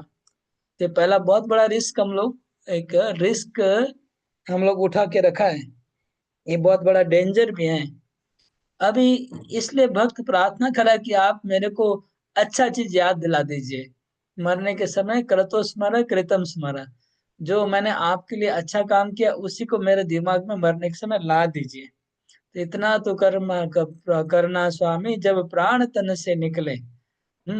मेरे मुंह में आपका गोविंद का नाम हो, ये सब लिखा है ना। तो ये बात एक हो गई, एक एक एनालिसिस ऐसा हो रहा है इस श्लोक का। और दूसरा एक बात है, जैसे अब अगर हम लोग कोई कोमा में चले गए तो हम लोग को कहाँ कैपेसिटी है कि भगवान को याद करेंगे। हम अगर आईसीयू में चले गए, कोमा में चले गए, मूर्छित होके रखे तो कहाँ हम भगवान को कैसे याद करेंगे। तो उसके लिए भी ये श्लोक काम का है कि प्रभु मैं शायद याद नहीं भी कर सकूं आपको, लेकिन आप मेरे को याद कर लेना। तो ये दूसरा एक पहलू हो गया इस श्लोक का। इसके बारे में कुलशेखर महाराज का बहुत सुंदर श्लोक है। कुलशेखर महाराज बोलते हैं कि कृष्ण त्वदीय पद पंकज पंजरांते अद्यैव मैं विशतु मानस राजहंसम प्राण प्रयाण समये कफवात पित्ते कंठावरोधन स्मरणम कुतस्ते। हे कृष्ण जब हम मरेंगे तो हमारा कफ रुद्ध हो जाएगा, हम बहुत परेशानी में होंगे, उस समय आपका स्मरण कर नहीं पाएंगे। तो ये बात उन्होंने भी कहा है। तो अगर ऐसी स्थिति आ गई हमारी तो क्या होगा? तो उस केस में भगवान को हम प्रार्थना कर रहे हैं कि प्रभु आप मेरे को याद दिला दीजिएगा, शायद मैं आपको भूल जाऊं। एक और है, इसका और एक एनालिसिस है, एक प्रार्थना मैंने पढ़ा। आ, एक प्रार्थना, एक संत ने एक प्रार्थना लिखा है भगवान के लिए। उन्होंने प्रार्थना लिखी है भगवान की, उसमें ऐसा लिखा है कि हे प्रभु, वो डेली करने की प्रार्थना है, डेली सुबह प्रार्थना करना है। उसमें लिखा है उन्होंने, हे प्रभु आज दिन भर आ, मैं आपको भूलूं नहीं, ये मेरी प्रार्थना है। लेकिन अगर मैं भूल जाऊं आपको तो आप मेरे को याद दिला देना। आप मेरे को याद दिलाते रहना ताकि मैं आपको भूलूं नहीं। सोचिए, इस तरह का प्रार्थना भक्त लोग करते हैं काइंडली भगवान को। फर्स्ट लाइन बताएंगे प्रभु जी, फर्स्ट लाइन क्या है इसका? हाँ, इस प्रार्थना का फर्स्ट लाइन क्या है? फर्स्ट लाइन हम भी कॉपी किसका करेंगे इसको। किसका फर्स्ट लाइन? अभी जो जस्ट नाउ जो प्रार्थना की ना आप, ये वाला कि अच्छा, वो भगवान मैं आपको एग्जैक्टली भूलू मेरे नहीं। पास एक बुक है, उसमें से पढ़ के एक्यूरेटली मैं उसमें से पढ़ के बता पाऊंगा। अभी मैं थोड़ा रिफ्रेश अंदाज करके बोल रहा हूँ। वो पढ़ना पड़ेगा। उस बुक में लिखा हुआ है कि सुबह सुबह भगवान को प्रार्थना करें उठ के। उसमें क्या क्या, बहुत सारी प्रार्थनाएं जो दिन में सुबह उठ के करनी है भगवान को, उसमें लिस्ट है प्रार्थना का। उसमें एक प्रार्थना ऐसा है कि मैं अगर आपको भूल जाऊंगा, मैं आपको याद करना चाहता हूँ दिन भर, लेकिन मैं भूल जाऊंगा तो आप मेरे को याद दिला देना। ऐसा सुबह सुबह भगवान को बोल देते हैं। तो ऐसा अगर डेली बोलते हैं। ग्रुप ग्रुप में भी शेयर करिएगा प्रभु जी ये। अच्छा, बहुत अच्छा लग रहा है सबको, ठीक है। तो वो मैं शेयर करूंगा, फोटो खींच के डाल देता। मैं ढूंढना है मेरे को किताब, कहाँ रखा हुआ है।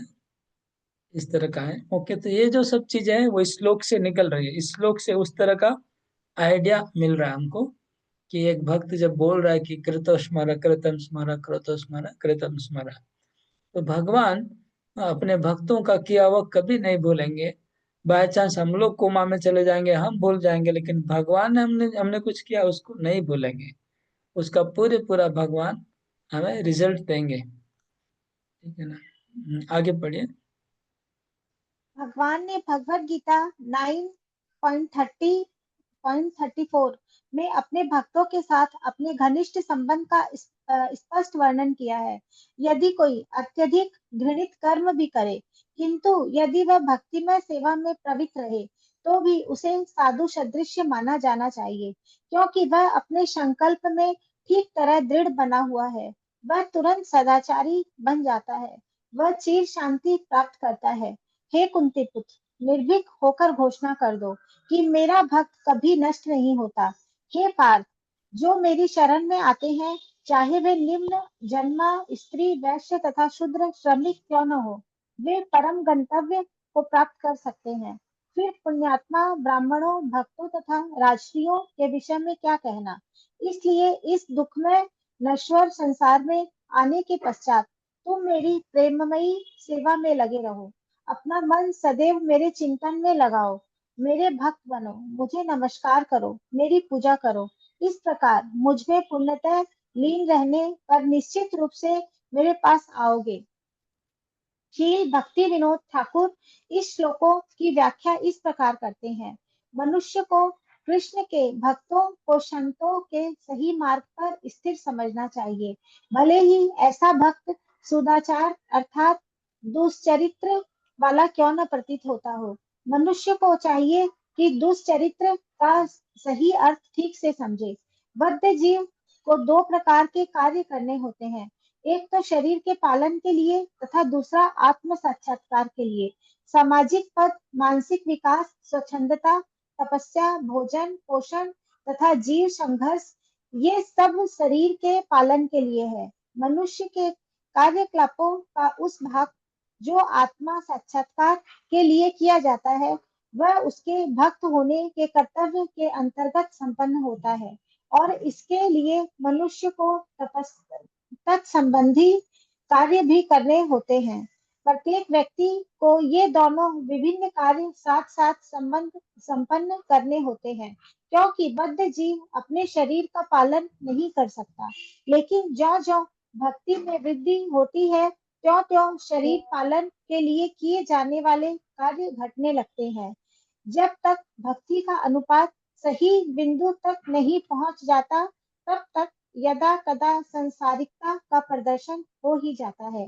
लेकिन इन बात को ध्यान में रखना चाहिए कि ऐसी संसारिकता अधिक काल तक नहीं चल पाती, क्योंकि भगवत कृपा से ऐसी अपूर्णताएं शीघ्र ही समाप्त हो जाती है।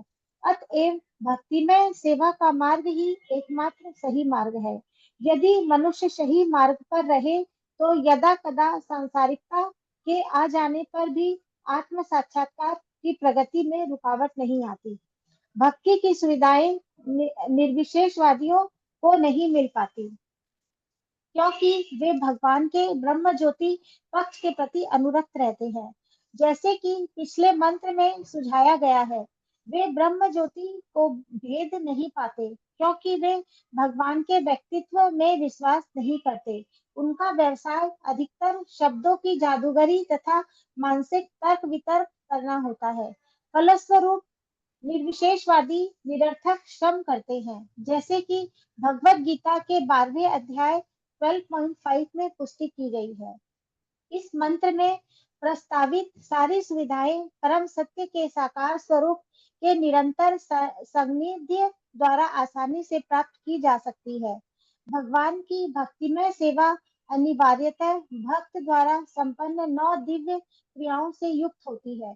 भगवान के विषय में श्रवण, भगवान का गुणगान कीर्तन, भगवान का स्मरण करना, भगवान के चरण कमलों की सेवा करना, पाद सेवन, भगवान की अर्चना करना, भगवान की प्रार्थना करना, भगवान की सेवा करना, दास्यम, भगवान के साथ सख्य भाव का आनंद लेना तथा भगवान को सर्वस्व समर्पण करना, आत्मनिवेदन।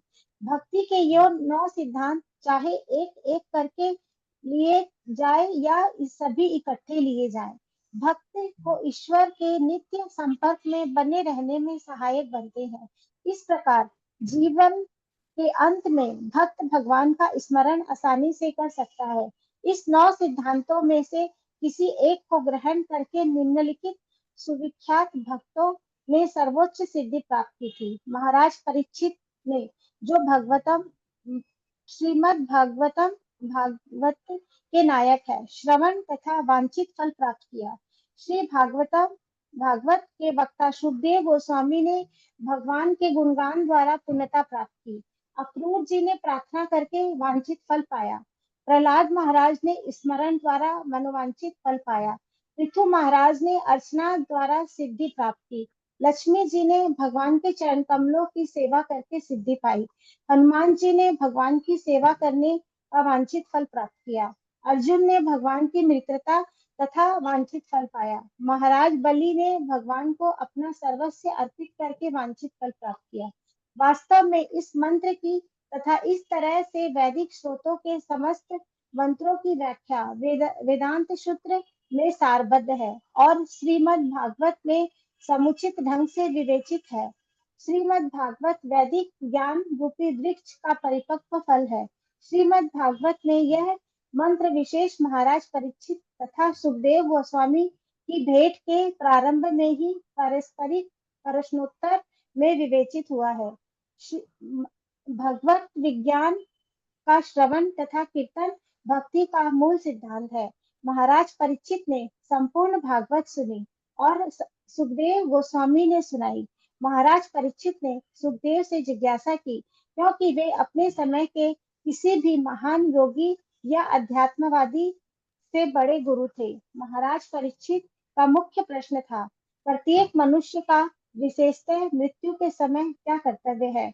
सुखदेव गोस्वामी ने इसका उत्तर इन शब्दों में दिया, तस्मात् भारतः सर्वात्मा भागवत निश्वरो हरि श्रोतव्य कीर्तितव्यस्य स्मर्तव्य स्वेच्छात्म भवेत्। जो समस्त चिंताओं से मुक्त होने का इच्छुक है, ऐसे प्रत्येक व्यक्ति को चाहिए कि वह पूर्ण पुरुषोत्तम भगवान के विषय में सुने, उनका गुणगान करे, उनका स्मरण करे, क्योंकि भगवान सभी वस्तुओं के परम निर्देशक, समस्त कष्टों को हरने वाले तथा समस्त जीवों के परमात्मा है। भागवत 2.1.5 तथा कथित मानव समाज सामान्यतः रात्रि में सोने तथा संभोग करने में और दिन में यथासंभव अत्यधिक धन कमाने या परिवार के पालनार्थ वस्तुएं खरीदने में लगा रहता है। लोगों के पास पूर्ण पुरुषोत्तम भगवान के विषय में बातें करने या उनके विषय में जिज्ञासा करने के लिए बहुत कम समय रहता है। उन्होंने ईश्वर के अस्तित्व को कई प्रकार से नकार रखा है, जिनमें मुख्य है उन्हें निर्विशेष घोषित करना, अर्थात उन्हें इंद्रिय बोध रहित बताना। किंतु वैदिक साहित्य में, चाहे वह उपनिषद वेदांत सूत्र हो या श्रीमद् भगवद गीता या श्रीमद् भागवत हो, यह घोषित किया गया है कि भगवान सचेतन है और अन्य सभी जीवों से श्रेष्ठ है।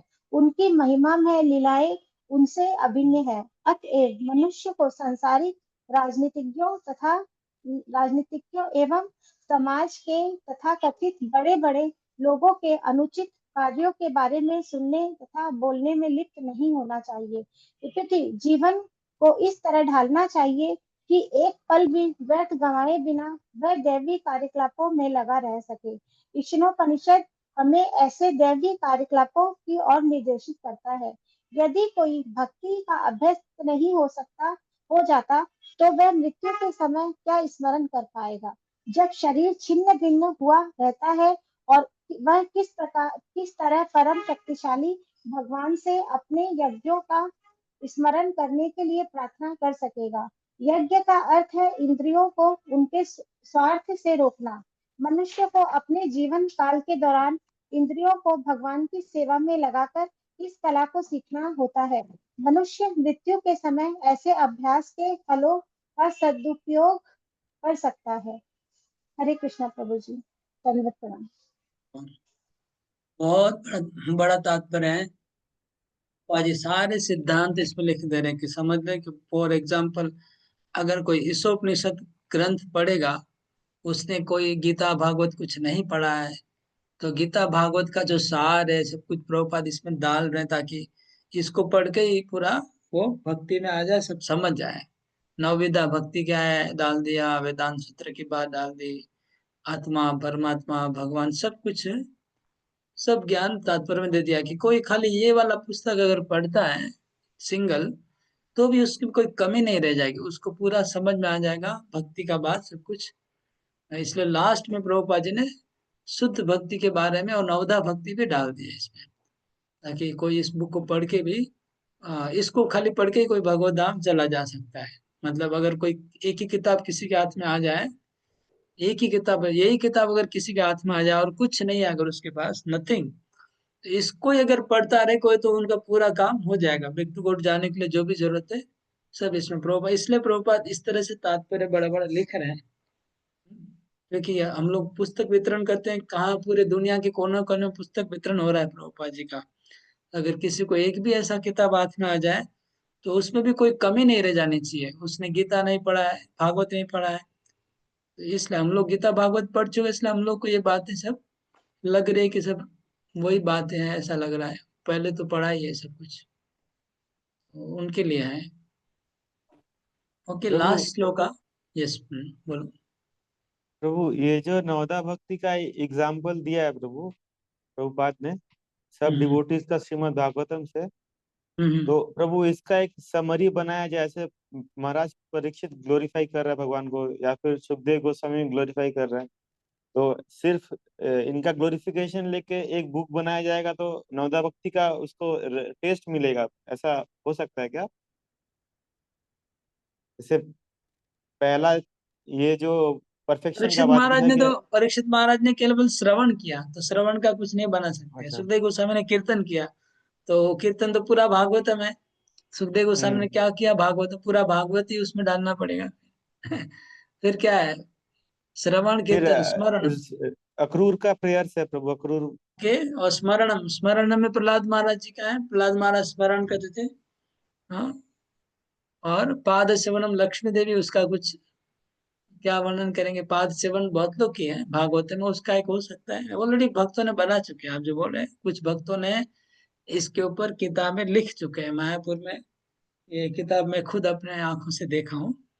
ये नवदा भक्ति ऊपर कई लोग ने किताब लिखे, निकाल दी है, लिख के निकाल दी किताबें, लेकिन कोई पढ़ता नहीं, कौन पढ़ेगा? ऐसा कॉमन बात है। फिर पाद सेवन में लक्ष्मी देवी है, अर्चना में पृथु महाराज है, वंदना में अक्रूर जी है, दास में हनुमान जी, सख्य में अर्जुन, आत्मनिवेदन में कौन? हम बल्ली महाराज। बलि महाराज। नव भक्ति, नव विधा भक्ति पूरा किसने किया? एक आदमी ने पूरा नव का नव किसने किया? अम्बरीश नौका नो महाराज, ये अम्बरीश महाराज। अम्बरीश महाराज। अम्बरीश अम्बरीश महाराज। महाराज। ठीक है, तो याद रखना है सबको, ये जो नव भक्ति है, नवदा भक्ति किसने कौन सी की, सबको याद रखना है। ये प्रश्न में है, ऑलरेडी मैंने प्रश्न किया है, प्रश्न शेयर कर दूंगा आज, शायद आज कल में। लास्ट श्लोक देखते हैं प्रभुपाद कैसे कंक्लूड करते हैं। इंटरेस्टिंग है, देखने वाली चीज है कि इस किताब को प्रभुपाद जी किस प्रकार कंक्लूड करते हैं। लास्ट में मतलब बंच जो होता है लास्ट में क्या देते हैं वो देखना है। पंचिंग पॉइंट क्या है, लक्ष्य क्या है इस बुक का, वो प्रभुपाद जी बताएंगे। अग्नेनायासुपधारायस्मान् विश्वानि देव वयुनानि विद्वान् यो दस्मज्जुहुराणमेनो भूयिष्ठां तेन मुक्तिं विधेम। ये मैं यहाँ पर आत्मा शरीर छोड़ के जा रहा है और वो रास्ते में अकेला है, तो भगवान को बोल रहा है कि आप मेरे को मार्ग में रास्ता दिखाइए, मैं आगे जाना है, मेरे को कैसे जाना है मेरे को पता नहीं है। तो इस तरह का इस तरह का एक मतलब यहाँ पर फीलिंग है कि आत्मा आगे का रास्ता अकेला ट्रैवलिंग करना ना, मानना जाना तुझको पड़े अकेला चल ईश्वर के धाम रे, तो अकेला जा रहा है, उसको भगवान को रास्ता दिखाने के लिए प्रार्थना कर रहे हैं। ओके, तो अभी किसने नहीं पढ़ा? सुमन माता जी आप पढ़ेंगे? सुमन टिक मारी। हाँ प्रभु जी, हरे कृष्ण प्रभु जी। अनुवाद। हे अग्नि के समान शक्तिशाली भगवान, हे सर्वशक्तिमान, अब मैं आपके चरणों में दंडवत प्रणाम करता हूँ। हे भगवान, आप अपने तक पहुँचने के लिए मुझे सही मार्ग पर ले चले, और चूंकि आप मेरे द्वारा भूतकाल में किया गया सब कुछ जानते हैं, अतः मुझे विगत पापों के फलों से मुक्त कर दे, जिससे मेरी प्रगति में कोई अवरोध न आए। कितना तात्पर्य। सुंदर प्रार्थना है। प्रभुपाद का अनुवाद कितना अच्छा है, मतलब ऐसा अनुवाद कोई निकाल नहीं सकता श्लोक में से, असंभव है। कितना सुंदर अनुवाद यहाँ पर प्रभुपाद जी कर रहे हैं। मैं तो सब, क्योंकि मेरे को संस्कृत समझ में आ रहा है ना, तो इस श्लोक को पढ़ के इस प्रकार का अनुवाद कोई नहीं निकाल सकता है। प्रभुपाद का एक अनुभव, उनका जो रियलाइजेशन है हृदय से, इसलिए इतना सुंदर अनुवाद लिखा है कि हे भगवान, मैं आपको दंडवत प्रणाम करता हूँ, मैं आपके ग्राउंड में जमीन पे दंडवत कर रहा हूँ, मेरे को रास्ते में मार्ग में आप गाइड करिए। आप जानते हैं मेरे बारे में, मेरा पास्ट प्रेजेंट सब जानते हैं, इसलिए मेरे कोई बाधा नहीं आया। कितना सुंदर लिखा है। ओके, तात्पर्य पढ़िए। तात्पर्य।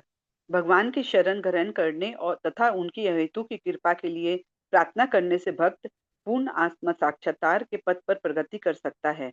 भगवान को अग्नि के रूप में संबोधित किया गया है, क्योंकि वह किसी भी वस्तु को भस्म कर सकते हैं जिसमें शरणागत व्यक्ति के पाप भी सम्मिलित है।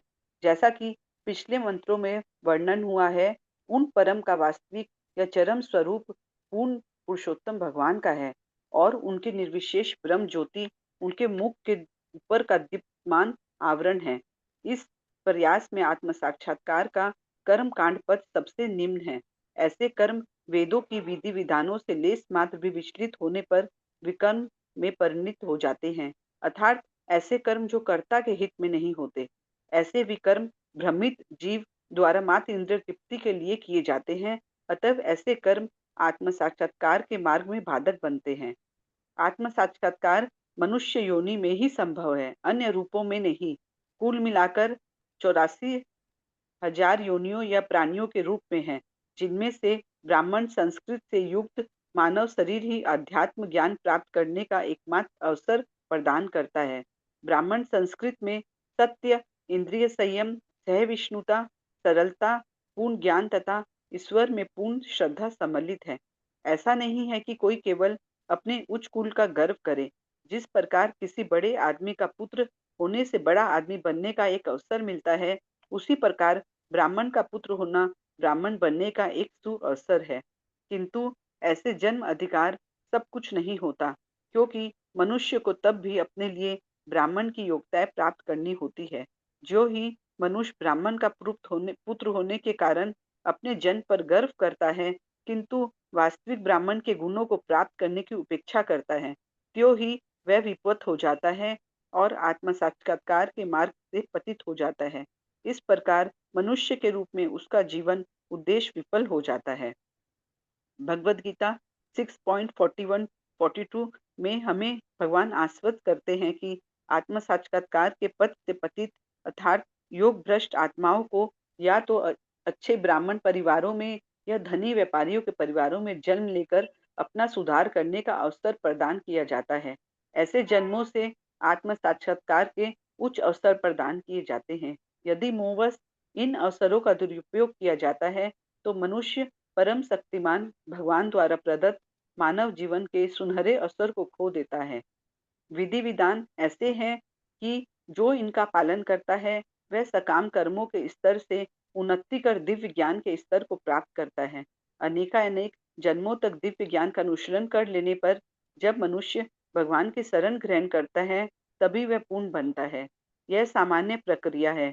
किंतु यदि कोई प्रारंभ में ही शरण ग्रहण कर लेता है, जैसे कि इस मंत्र में संस्तुति की गई है, तो वह भक्तिमयी प्रवृत्ति ग्रहण करते ही समस्त प्रारंभिक अवस्थाओं को पार कर लेता है। जैसा कि भगवद गीता 18.66 में कहा गया है, भगवान तुरंत ऐसे शरणागत जीव का भार अपने ऊपर ले लेते हैं और उसे उसके सभी पाप कर्मों के फलों से मुक्त कर देते हैं। कर्म कांड में अनेक पाप निहित है, जबकि ज्ञान कांड में ऐसे पाप कर्मों की संख्या कम है। किंतु भगवत भक्ति या भक्ति पथ में किसी प्रकार के पाप होने की संभावना नहीं रहती। भगवत भक्त भगवान के सारे शुभ गुणों को प्राप्त कर लेता है, तो ब्राह्मण के गुणों के विषय में क्या कहा जाए। भक्त स्वतः एक दक्ष ब्राह्मण के गुण प्राप्त करके यज्ञ संपन्न करने का अधिकारी हो जाता है, भले ही उसका जन्म ब्राह्मण कुल में न हुआ हो। ऐसा है भगवान का सामर्थ्य। वे ब्राह्मण कुल में जन्मे व्यक्ति को निम्न कुल जमना चांडाल बना सकते हैं और चांडाल को भक्ति में सेवा के बल पर योग्य ब्राह्मण से भी श्रेष्ठ बना सकते हैं। क्योंकि सर्वशक्तिमान भगवान सबके हृदय में स्थित है, अतः वे अपने निष्ठावान भक्तों को निर्देश दे सकते हैं, जिससे वे सही मार्ग पर जा सकते हैं। ऐसे निर्देश विशेषतः भक्त को दिए जाते हैं, भले ही वह कुछ अन्य चीज की इच्छा कर रहा हो। जहाँ तक अन्यों का संबंध है, ईश्वर किसी कर्ता को उसके ही अपने उत्तरदायित्व पर अनुमति देते हैं, किंतु भक्त को भगवान इस तरह निर्देश देते हैं कि वह कभी त्रुटि नहीं करता। श्रीमद् भागवत 11.5.42 में कहा गया है, स्वपाद मूल भजत प्रियस्य तक्तान्य भावस्य हरि परेश विकर्म यचोत पतितम कथचित धूनेति सर्व हृदय सन्निविष्ट। भगवान अपने पूर्ण शरणागत भक्त के प्रति इतने दयालु हैं कि यद्यपि भक्त कभी कभी विकर्म अर्थात वैदिक आदेशों के विरुद्ध कर्म के बंधन में आ गिरता है, तो भी वे भक्त के हृदय के भीतर से त्रुटियों को तुरंत ठीक कर देते हैं। इसका कारण यह है कि भक्त भगवान को अत्यधिक प्रिय है। श्री ईशोपनिषद के इस मंत्र में भक्त भगवान से प्रार्थना करता है कि वह उसके हृदय के भीतर से उसे सुधारे। त्रुटि करना मनुष्य का सहज गुण है। बद्ध जीव प्राय त्रुटि करता रहता है और ऐसे अनचाहे पापों का एकमात्र उपचार यही है कि भगवान के चरण कमलों में समर्पित हुआ जाए, जिससे वे इनसे बचने हेतु मार्गदर्शन करते रहें। भगवान पूर्ण शरणागतों का भार अपने ऊपर लेते हैं। इस तरह सारी समस्याएं भगवान के शरण ग्रहण करने एवं उनके निर्देशानुसार कार्य करने मात्र से ही हल हो जाती है। ऐसे निर्देश निष्ठावान भक्त के दो प्रकार से दिए जाते हैं। पहला साधु शास्त्रों तथा गुरु के द्वारा तथा दूसरा स्वयं भगवान द्वारा, जो हर एक के हृदय में निवास करते हैं। इस तरह वैदिक ज्ञान से प्रबद्ध भक्त सभी प्रकार से सुरक्षित रहता है। वैदिक ज्ञान दिव्य है, अतः संसारी शैक्षिक पद्धतियों से नहीं समझा जा सकता। केवल भगवान तथा गुरु की कृपा से ही मनुष्य वैदिक मंत्रों को समझ सकता है। यस्य देवी परा भक्ति यथा देवी तथा गुरु। यदि मनुष्य प्रामाणिक गुरु की शरण ग्रहण करता है तो समझना चाहिए कि उसे भगवत कृपा प्राप्त हो गई। भगवान भक्त के लिए गुरु रूप में प्रकट होते हैं। इस तरह गुरु वैदिक आदेश तथा भीतर से स्वयं भगवान भक्त के पूरे सामर्थ्य से मार्गदर्शन करते हैं। इससे भक्त के भौतिक मोह की माया में पुनः पतन की कोई संभावना नहीं रहती। इस तरह चारों ओर से संरक्षित भक्त पूर्ण सिद्धि के चरम लक्ष्य तक निश्चिंत रूप से पहुंचता है। इस मंत्र में इस संपूर्ण विधि का संकेत दिया गया है और श्रीमद् भागवत 1.2.70-20 में इसकी और व्याख्या हुई है। भगवान के यश का वर्णन तथा कीर्तन स्वयं ही एक पुण्य कार्य है। भगवान चाहते हैं कि प्रत्येक व्यक्ति उनके गुणों का श्रवण तथा कीर्तन करे, क्योंकि वे समस्त जीवों के हितैषी हैं।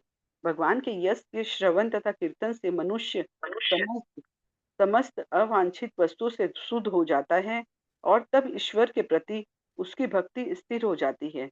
इस अवस्था में भक्त में ब्राह्मण गुण आ जाते हैं और प्रकृति के अधम गुणों रजो तथा तमो का प्रभाव पूर्णतः लुप्त हो जाता है। भक्त अपनी भक्ति में सेवा के बल पर पूर्णतः प्रबद्ध हो जाता है और इस प्रकार वह भगवान के पद को तथा उनको प्राप्त करने की पद्धति को जान लेता है। जो जो सारे संशय घटते जाते हैं त्यों तो वह शुद्ध भक्त बनता जाता है। इस प्रकार पूर्ण पुरुषोत्तम भगवान श्री कृष्ण के निकट लाने वाले ज्ञान श्री ईशोपनिषद के भक्ति वेदांत तात्पर्य पूर्ण हुए। हरे कृष्ण। कृष्ण। तो मैं आप लोग को पहले पूछता हूँ फिर बोलूंगा। इस तात्पर्य में, क्योंकि लास्ट श्लोक का लास्ट तात्पर्य किताब का अंतिम श्लोक है, अंतिम तात्पर्य है, ऐसे कौन से पॉइंट्स है जो प्रभुपाद जी मिस करना नहीं चाहते। वो चाहते कि उनके ऑडियंस को ये जरूर पता चल जाना चाहिए, नहीं तो कोई मतलब छूट जाएगा, मतलब जो छूटना नहीं चाहिए। ऐसे कौन से पॉइंट है जो लास्ट पर्पट में प्रभुपाद जी एकदम जरूरी लिखना चाह रहे हैं कि नहीं, ये लोगों को पता चल जाना चाहिए, नहीं तो गड़बड़ हो जाएगा। बोलिए तात्पर्य में क्या क्या पॉइंट्स, सीरियस पॉइंट्स मिले। प्रभु जी, जो शूद्र होते हैं वो भी ब्राह्मण हो सकते हैं, और जो ब्राह्मण होते हैं उनका अगर ज्ञान नहीं होता है तो वो शूद्रों की बराबर होते हैं। ओके, दूसरे दूसरे एंगल से भी इस बात को रख सकते हैं। फिर आगे और कोई बोलिए। तो एक ये पॉइंट है, मतलब यहाँ पर प्रभुपाद जी वर्णाश्रम को एंट्री कर दिए। प्रभुपाद जी का एक मिशन क्या था, वर्णाश्रम। प्रभुपाद जी बोले 50% मेरा काम बाकी हो गया, वर्णाश्रम। तो लास्ट श्लोक के पर्पण में प्रभुपाद जी ब्राह्मण क्षत्रिय वैश्य शूद्र का भी इंट्रोड्यूस कर दिए, और ये भी बोल दिए कि ब्राह्मण है वो क्वालिफिकेशन से होगा, जन्म से नहीं। तो जबकि इस उपनिषद मतलब पृथ्वी के कोई दूसरे कोने में अगर कोई इस उपनिषद पढ़ता है, उसको बिल्कुल ज्ञान नहीं है वर्णाश्रम क्या होता है, कुछ नहीं जानता है। लेकिन प्रभुपाद उनको भी हल्का सा यहाँ पर दे दिए हिंट्स कि वर्णाश्रम क्या है। ओके, और क्या पॉइंट्स मिला तात्पर्य में। हरे कृष्णा प्रभु जी, दंड प्रणाम।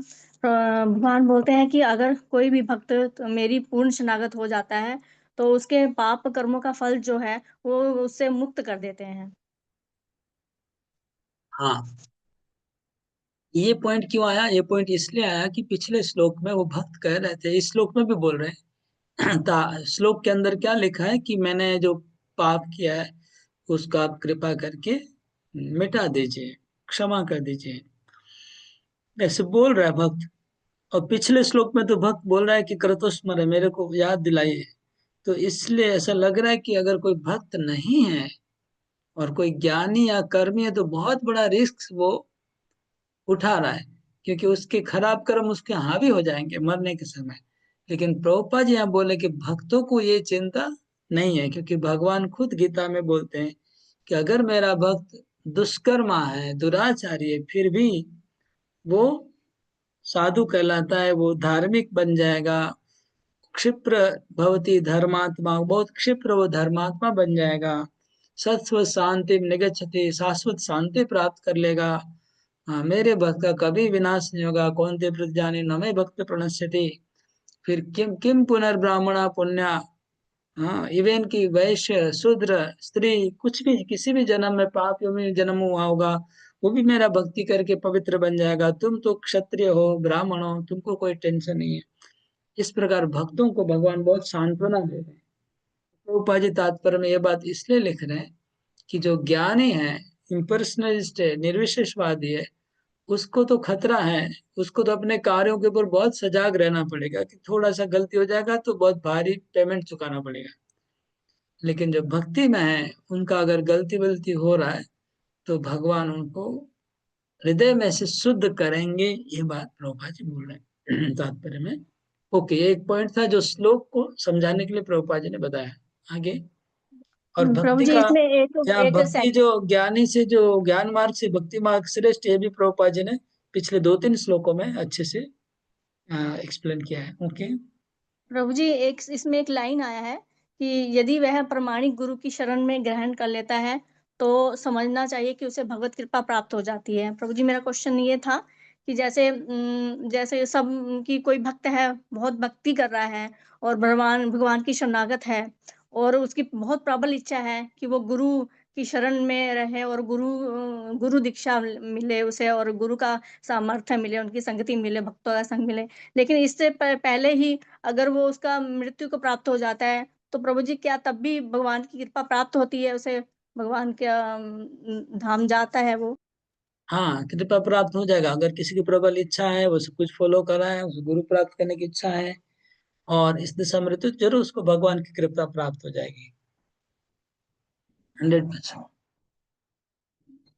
थैंक यू प्रभु जी। तो इससे आपने मेरे पॉइंट को, एक्चुअली आ गया मेरा पॉइंट, आपने बोल दिया। लेकिन दूसरे, तो प्रभुपाद ने लास्ट परपोर्ट में एक बहुत इंपॉर्टेंट पॉइंट को अच्छे से ठोस के भर दिया। क्या है? गुरु का आश्रय लेने का। प्रभुपाद जी यहाँ पर एक पॉइंट इंट्रोड्यूस किए, नया पॉइंट जो पहले कहीं नहीं आया था, कि उनको सदगुरु का आश्रय लेना है और सदगुरु के आश्रय में भक्ति करना है। तो ये प्रभुपाद जी ने तात्पर्य में बताया। मतलब कोई उपनिषद पढ़ेगा तो लास्ट में उसको पता चल जाएगा कि मेरे को गुरु का आश्रय लेना है, तभी मैं आगे बढ़ पाऊंगा। एक पॉइंट और ऐसे आया है प्रभु जी, मेरे को ऐसा लगता है कि इन श्लोकों में जो है भक्त भगवान से याचिका करता है कि आपके बिना मेरा कोई गति नहीं है, तो आप ही मेरे मार्गदर्शन कीजिए। जैसे मैं देख रहा हूँ प्रभु जी, हर श्लोक में आप भी प्रभुपाद जी की करुणा और प्रभुपाद जी की महिमा का गुणगान कर रहे हैं। अरे बहुत, श्लोक नंबर लास्ट में 16, 17, 18 में वो जो भक्त प्रार्थना कर रहा है भगवान को बार बार, हे प्रभु करुणा करिए, मेरे को आप कृपा करिए, ये पिछले तीनों श्लोकों में ये प्रार्थना आई। अच्छी प्रार्थना है। तो यहाँ पर इस प्रकार ईशोपनिषद नामक ग्रंथ समाप्त हुआ। अभी हम लोग उपदेशामृतम में जाएंगे। ऑलरेडी बंगाली क्लास में उपदेशामृतम चालू हो चुका है और 2 श्लोक पूरे भी हो गए। 2 क्लास हो गया बंगला का, 2 क्लास हो चुका है और हम लोग 2 क्लास पीछे है। हिंदी ग्रुप हमारा 2 क्लास पीछे है बंगला से। तो मैं रिकॉर्डिंग बंद करता हूँ।